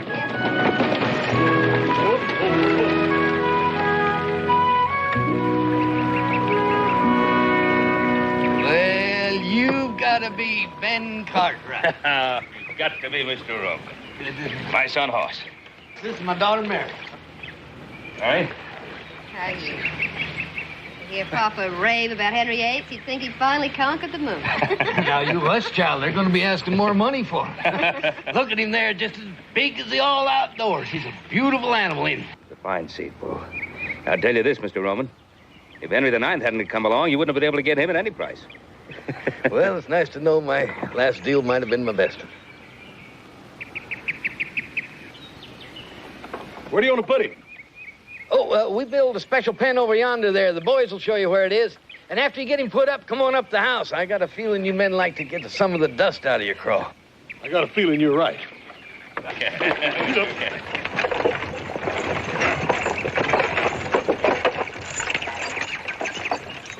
Mr. Cartwright, I've got dinner on the stove. Would you be good enough to help my papa with his chariot? Yes, of course. This blamed thing. You know, you can't run a ranch like this from a baby buggy. Yeah. So I had to turn the whole thing over to my son, Jeremy. Yes, I met him on the way in. Fine boy. Yes? Doing a good job. First thing about building a place like this, the pride you can take and pass it on to the next generation. You know something, Ben? Jeremy's doing a fine job with this ranch. It's like having a new stake, watching him take hold. He's doing fine with the man, stock, everything. I guess in my dotage, I can be proud of that. Have a good look at you. Thought I think your dotage is still a few years off. And I think I got a bottle of brandy in there. We'll just drink to that. Well, let's have that.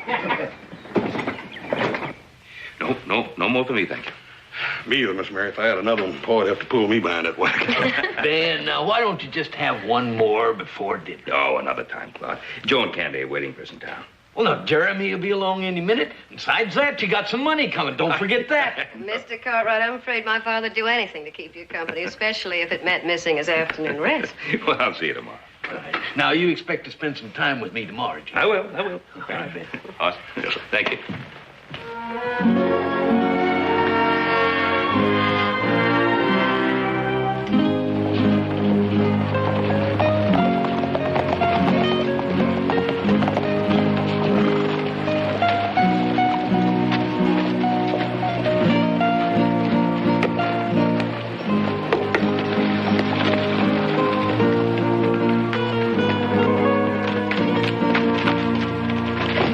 Sorry, gents. Looking for a room? Yeah, we could use 4 beds for the night. Plenty of hot water. Well, go on inside and sign the register and take the keys from room 5 and 6 out of the rack. But you'll have to wait on the baths till my boy gets back. He went to the hanging, a fella named Rodriguez. And you better hurry if you don't want to miss it, because trials don't take long around here. Not when Jeremy Roman says they're guilty. You'll excuse me. I'm the jury foreman. I got to run. Free drinks, you know. Sounds like the 4th of July. Let's get over there.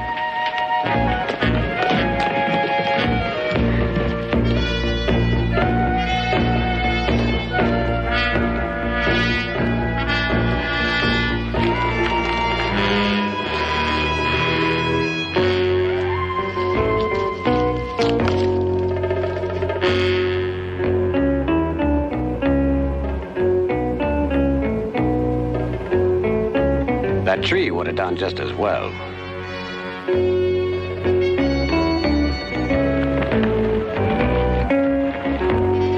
Somebody get that wagon over here.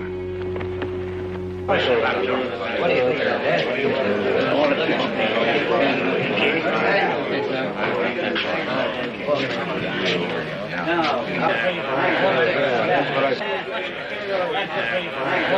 That's what I said. Yeah. What'd you do? No. Yes, clear it. Get out. What's this stuff on the table? This is a courtroom. Carver, get this off of here. I declare this court now in session. Remove your hat. Stop the drinking over there until we get this over with. You got your men sorted out? Yes, Your Honor. Jury's ready. Sheriff, how does the defendant plead? Well, not guilty, Your Honor, but But what? Well, most folks already know. Carver caught this Beck's dead to rights with his knife in one of them Roman calves. Now, Your Honor, even in Rodriguez lingo, that takes a heap of stretching to plead not guilty, if you ask me.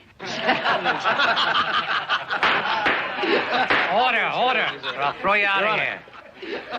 Your Honor. You yelling at me, boy? Yes, sir, I am. Why? I was out on the Double R range this morning when they were trying to lynch this man. What's that got to do with now? Well, the way this trial's going, it's no different than a lynching. We'll try him. You just shut up. Look, try him fine, but why the noose outside?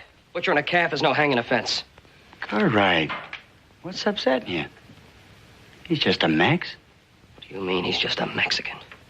He's a man like you or me. You can't hang a man for killing a calf. That's murder.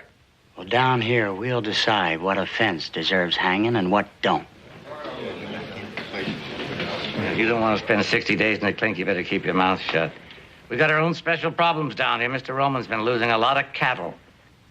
And we got to teach these thieves a lesson. Has the jury come to a verdict? Guilty, Your Honor. Rodriguez? I sentence you to hang by the neck till you're dead.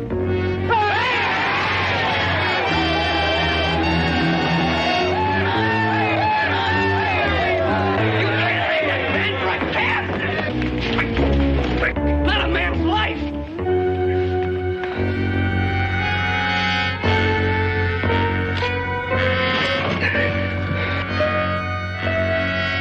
You heard what the judge said. Get him out of here.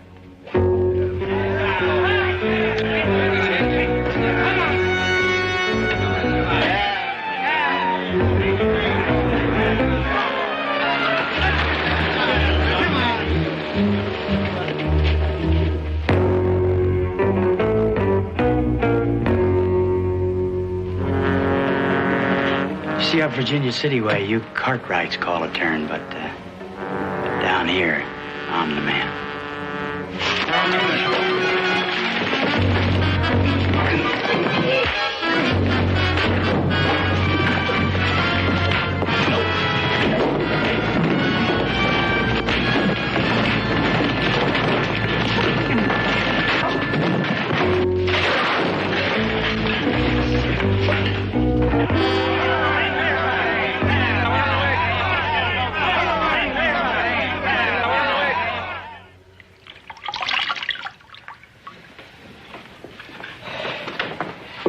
Just wasn't any way to stop him.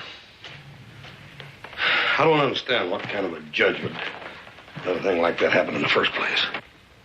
The judge. Judge did what he was told. The verdict was in before that trial ever started. Joe tried to stop him. If he'd tried any harder, they'd have hung him along with that Mexican. Looks to me like you both tried to stop him. I'm sorry about what happened, but I'm glad you tried. As far as I'm concerned, the sooner we get out of this town, the better I'll like it. Well, we can't leave just now. We can't leave. Why not? I haven't been paid for the bull yet.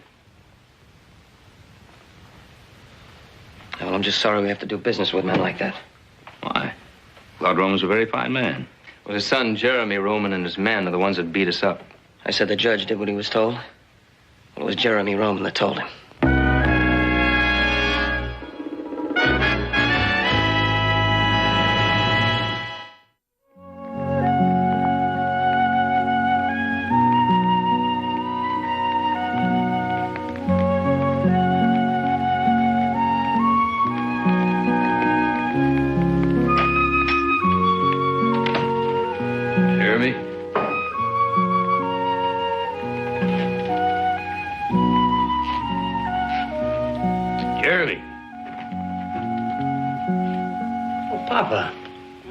So late, the doctor said to get rest. Never mind what the doctor said. Ballinger told me what happened today. I meant to be the one to tell you that. That hanging could have been avoided. Well, there was nothing I could do. They caught him in the act. One measly calf ain't worth a man's life. Well, the way it was, I had to turn him in. Rodriguez and his family been living off of our stock for years. They more than make up for what they butcher by bringing in strays at roundup time. Papa, I'm sorry. I don't think I I'm proud of hanging. Blast it, boy. You've got to learn to... Oh, I guess I shouldn't ride you so hard. I know what a responsibility this ranch is. What it does to a man. But you can't let it cloud your thinking. If you do, it'll destroy you.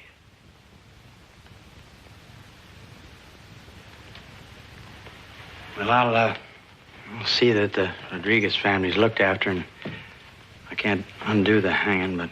Oh, good. Now, you do that. Let them cut out a little string of their own. It doesn't hurt to be generous at times like this. Oh, and in the saloon, the Cartwright boy and the other one. Oh, that was just a personal disagreement. You know how those things are. You've been in enough saloon brawls yourself to know how those things can happen. A saloon brawl, yeah. But Ballinger tells me you men beat them up pretty bad. Now, you hear me, boy. Ben Cartwright's done me a good turn, and it ain't right to pay him back this way. Those two had what was coming to them. You can ask any one of my... All right. But that still doesn't make it right. You've got to learn to get along with people. I ain't taking nothing from nobody. Cartwright or no one else. Jeremy, my medicine, there in the chest.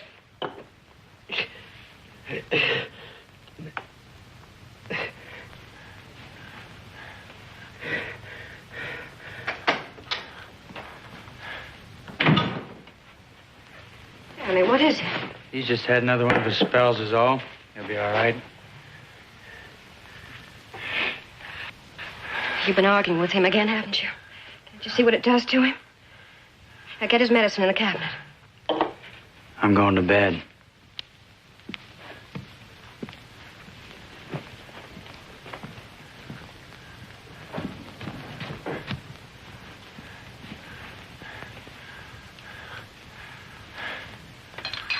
Son? Jeremy? It's all right, Papa. I'm here. It's all right.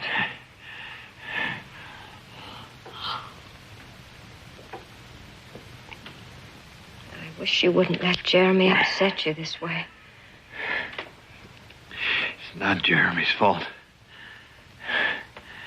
I guess my string's a little more frayed than I thought. Shh.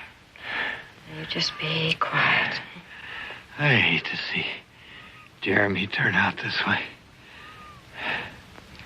You're asking a lot of Jeremy, Papa. Maybe too much too soon.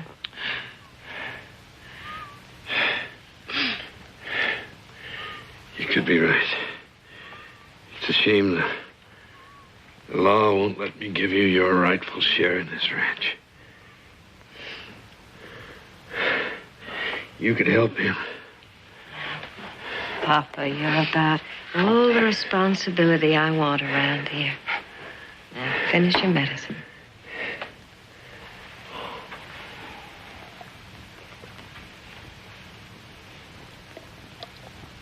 I think if you get Jeremy a little more room, a little more time, he'll work things out.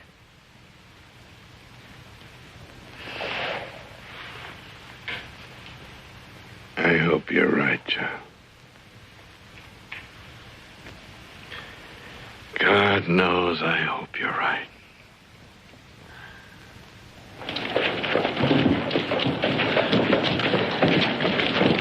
You still sure you want to ride out there by yourself? I think horse is right, Pud. There's no harm in us riding along just in case there's trouble. The surest way I know to find trouble is to go looking for it. Now, all I'm going to do is collect the balance in King Henry, and I certainly don't need an army for that. You'll feel better if we were going with you. You know, maybe I ought to stay here, make sure that you fellas don't get into any trouble.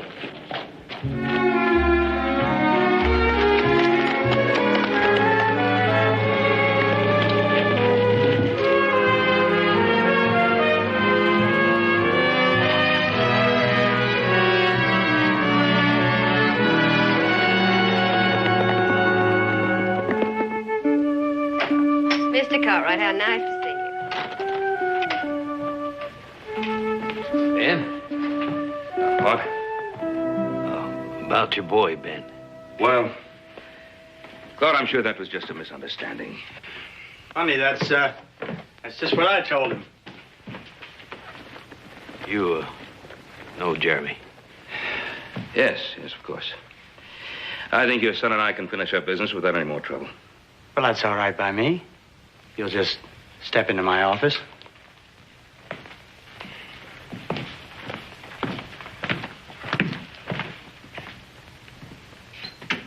Well, I'm glad to see you're a sensible man, Mr. Cartwright. No reason for a little trouble out there to interfere with our business, is there? I'll just take the $3,000 and be in my way if you don't mind. $3,000? You know, that's ridiculous. I could buy 200 cows for $3,000. I'll give you 1,000. I don't know what kind of game you're playing. The contract with your father says I get $3,000 when the bull is delivered. Oh, that contract. Well, it just happens that I have something here that proves that contract is not worth the paper it was written on. A court order.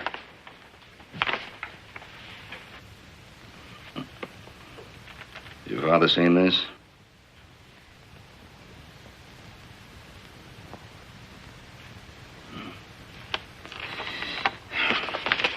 His mind is as sound as yours or mine.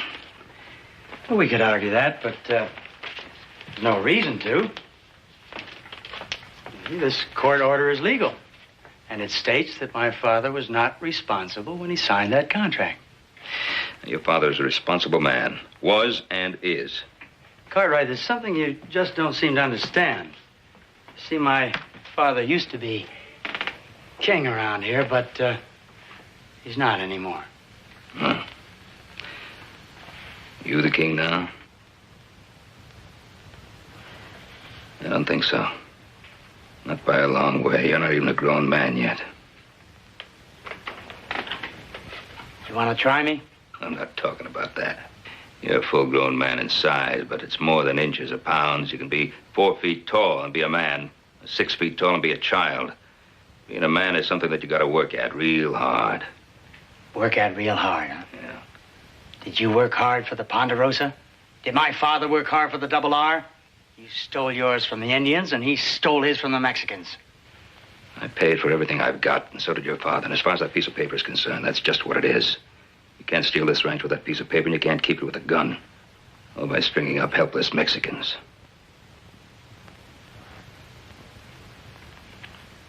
Take the 1,000 or take nothing. I'll do neither. I'll tell you what I will do, though. I'll take you to court. I'll take you to every court in the state if I have to. I think maybe that's what your father'd do if he were in my place. Cartwright. You want to be the one to break the news to him? I thought not. Take the 1,000. I think you better keep it. You're gonna need it before I'm through with you.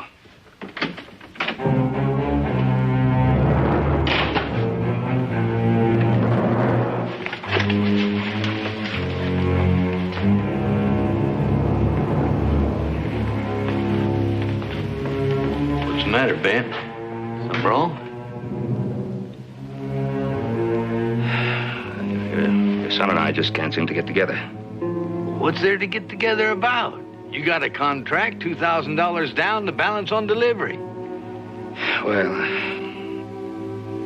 Ben, I want that bull. Claude, I'm sorry. It's right out of my hands. Maybe you better talk to your boy about it.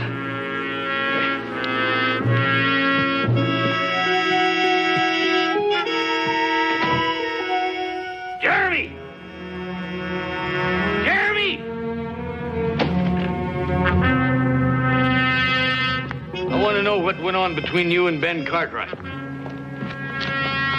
Jeremy! Papa wants to know what you did to lose King Henry. I didn't lose him. He just ain't gonna cost as much as we figured, that's all.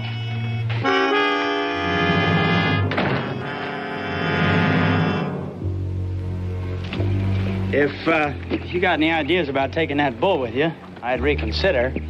Could be awful dangerous. I can manage. Carver? You better listen to him, Mr. Cartwright. If I was you, I'd just get on this horse and ride out of here while I could.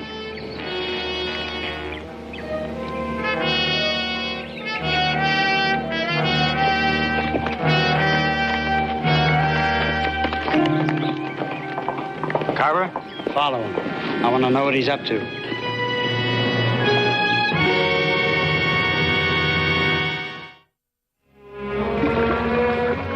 Afternoon, Miss Mary.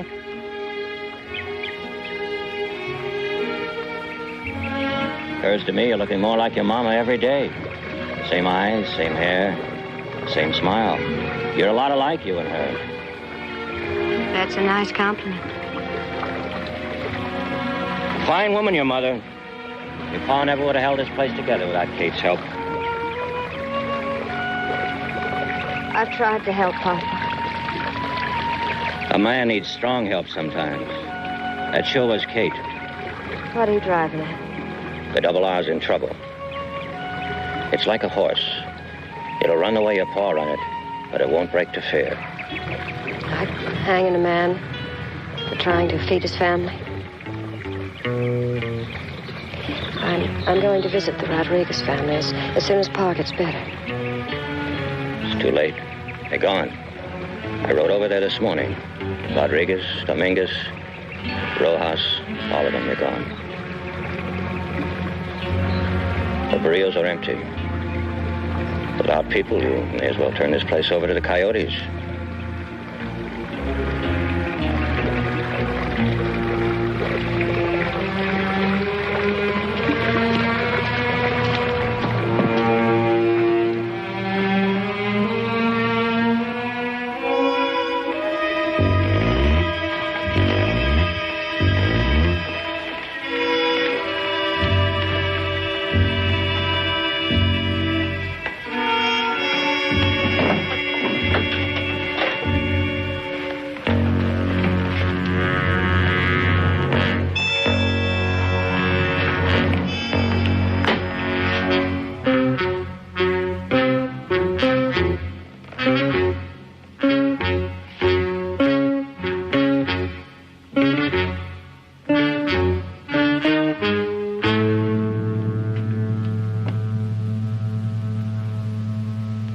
Find anything interesting, little sister?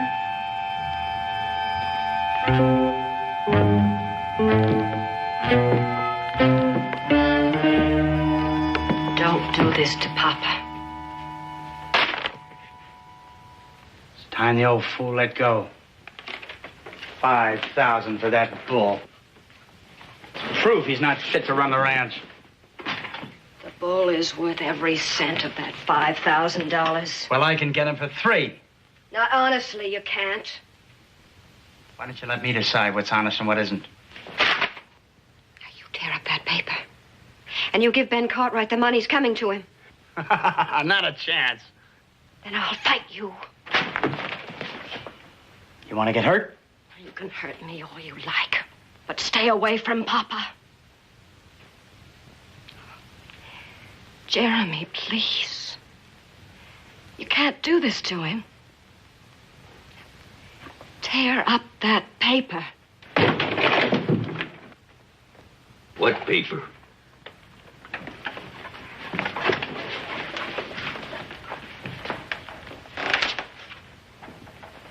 Papa, don't, please.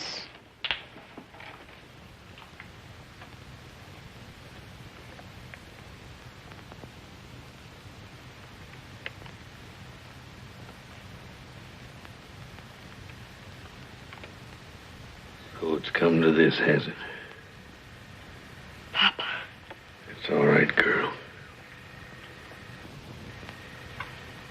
So I ain't got sense enough to handle my own affairs, huh? And the Roman word ain't worth the breath that it takes to give it. There's room for only one voice around here. From now on, no one questions my decisions. Not even you, old man.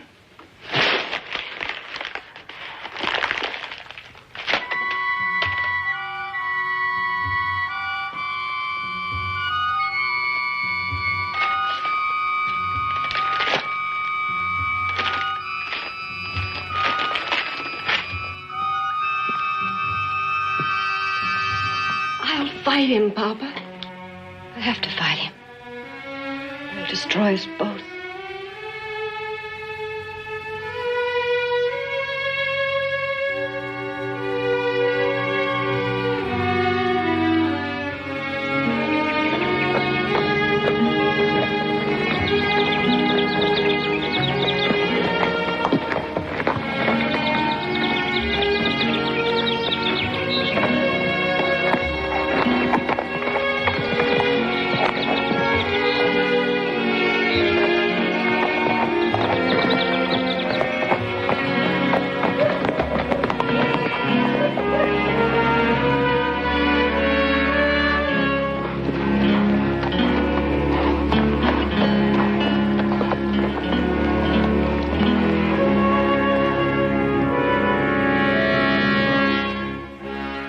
Cartwright, I remind you I'm a public official, and I will not tolerate your threatening me.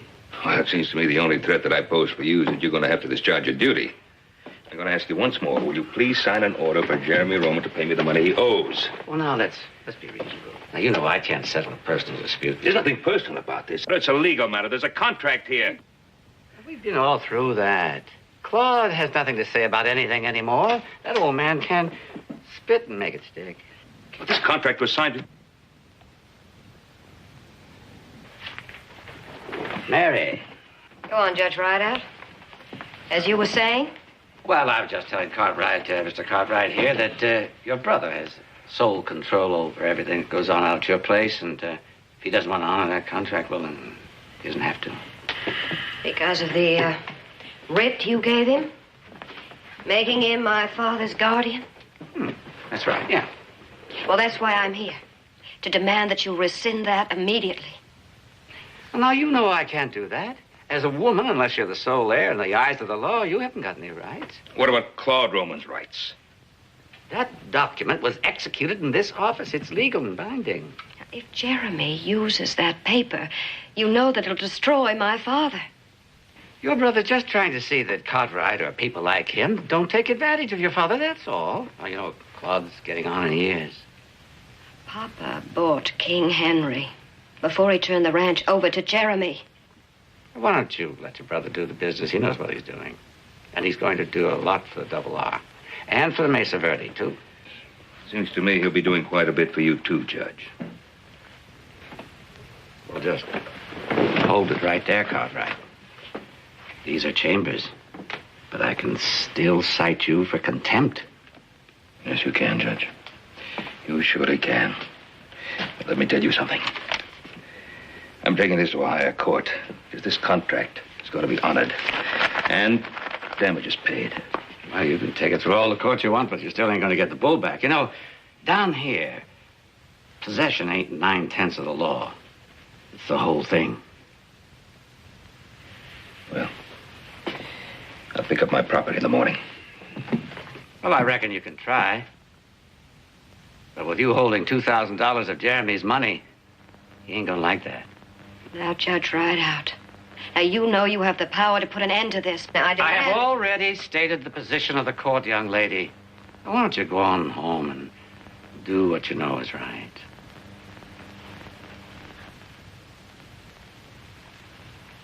I might just as well for all the good I'm accomplishing here.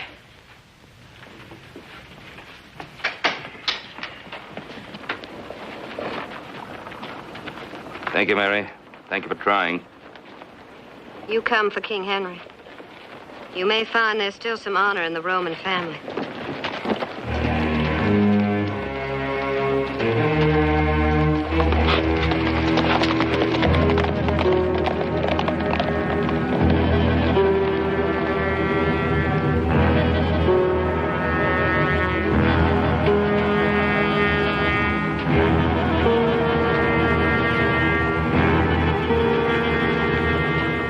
Get out there and tell Jeremy this ain't gonna work.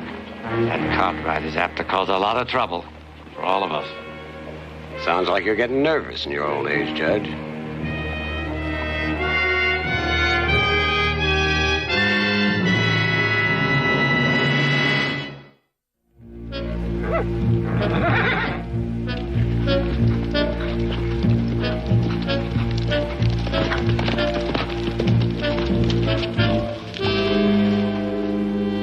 night, Miss Mary.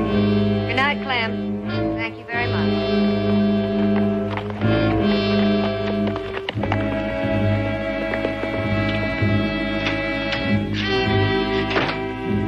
Well, since when have you taken the moonlight rise with Clem Ballinger?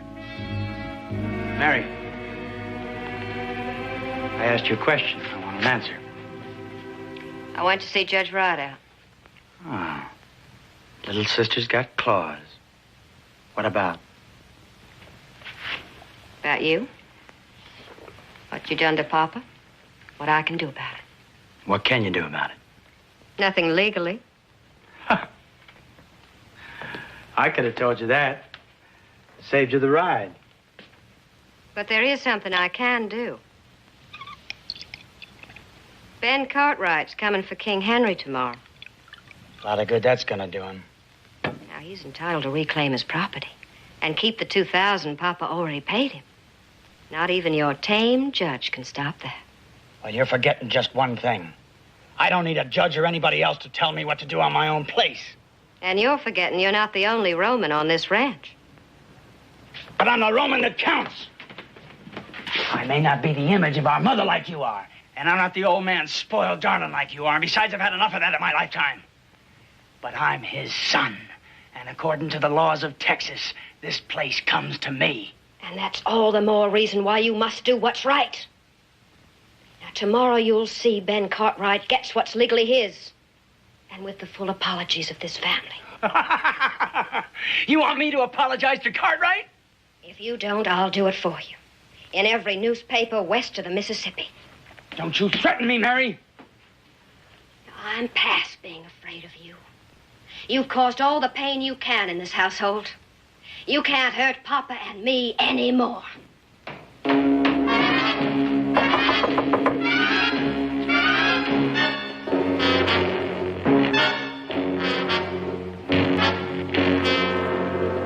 Come in.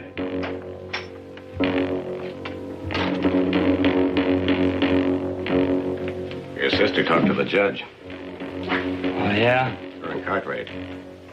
Judge says Cartwright could cause some real trouble. Really? Get some men together and meet me down at the bullpen. It sure is a devil of a time to pick the slap of Brad on that bull.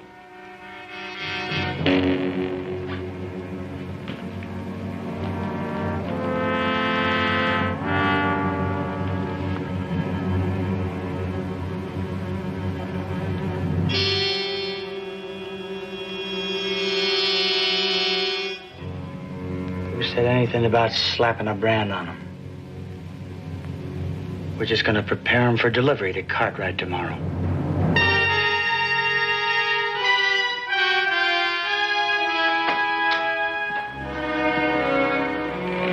Fellas, this is one town I bid goodbye with no regret. Yeah, I'll second that. It's been no picnic on how you cut it. Hey, you get the answer? I sure did. Judge Ferguson's going to be in Amarillo all this week. We'll have a hearing in a couple of days. Good. Let's get moving and pick up Henry. It's going to be nice meeting Jeremy on equal terms.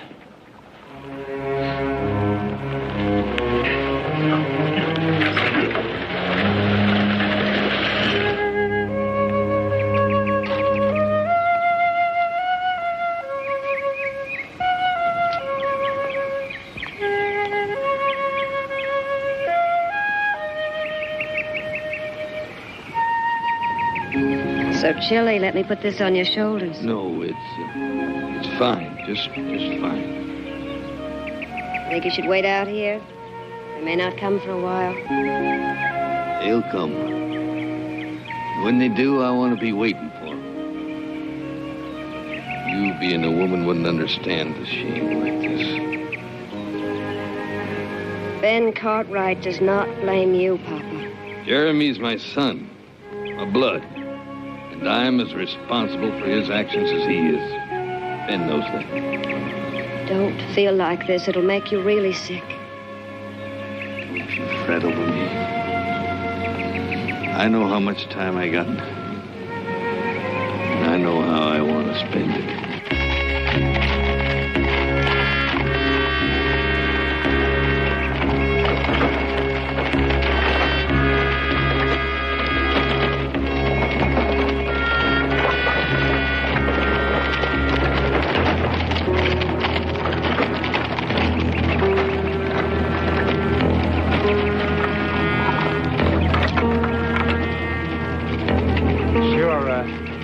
down the bullpen. Not a soul. It's like you ordered.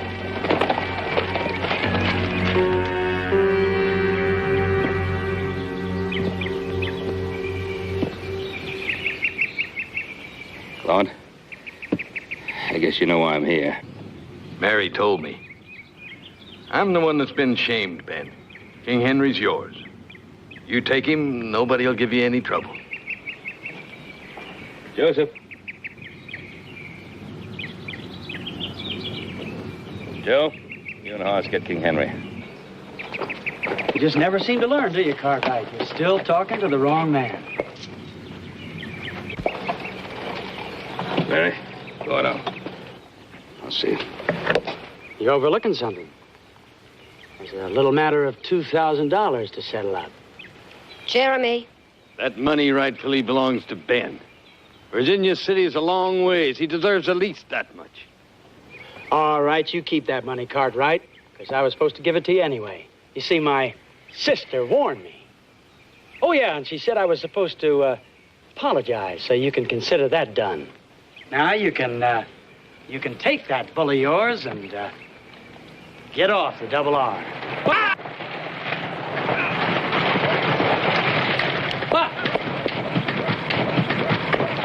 The bull's dead. Somebody cut him up.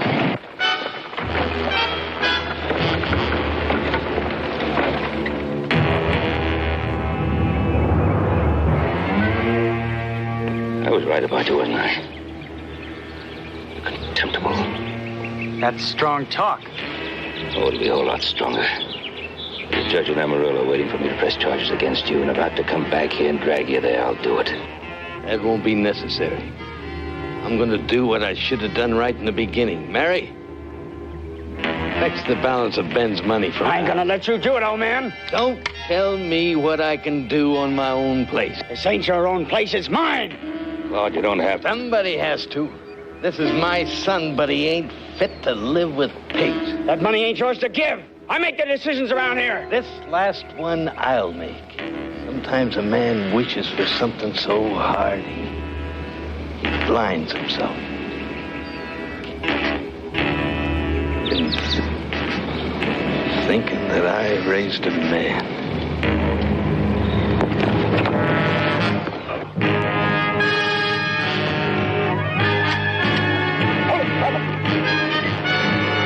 Hold it, boys. Just put them right there on the ground.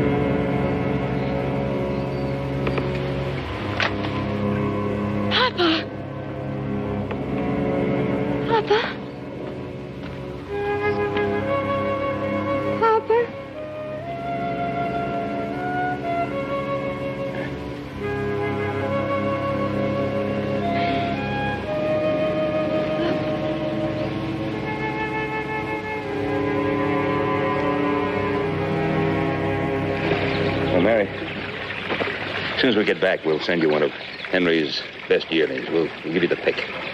Papa would like that. I have a feeling your papa would like many things to come here.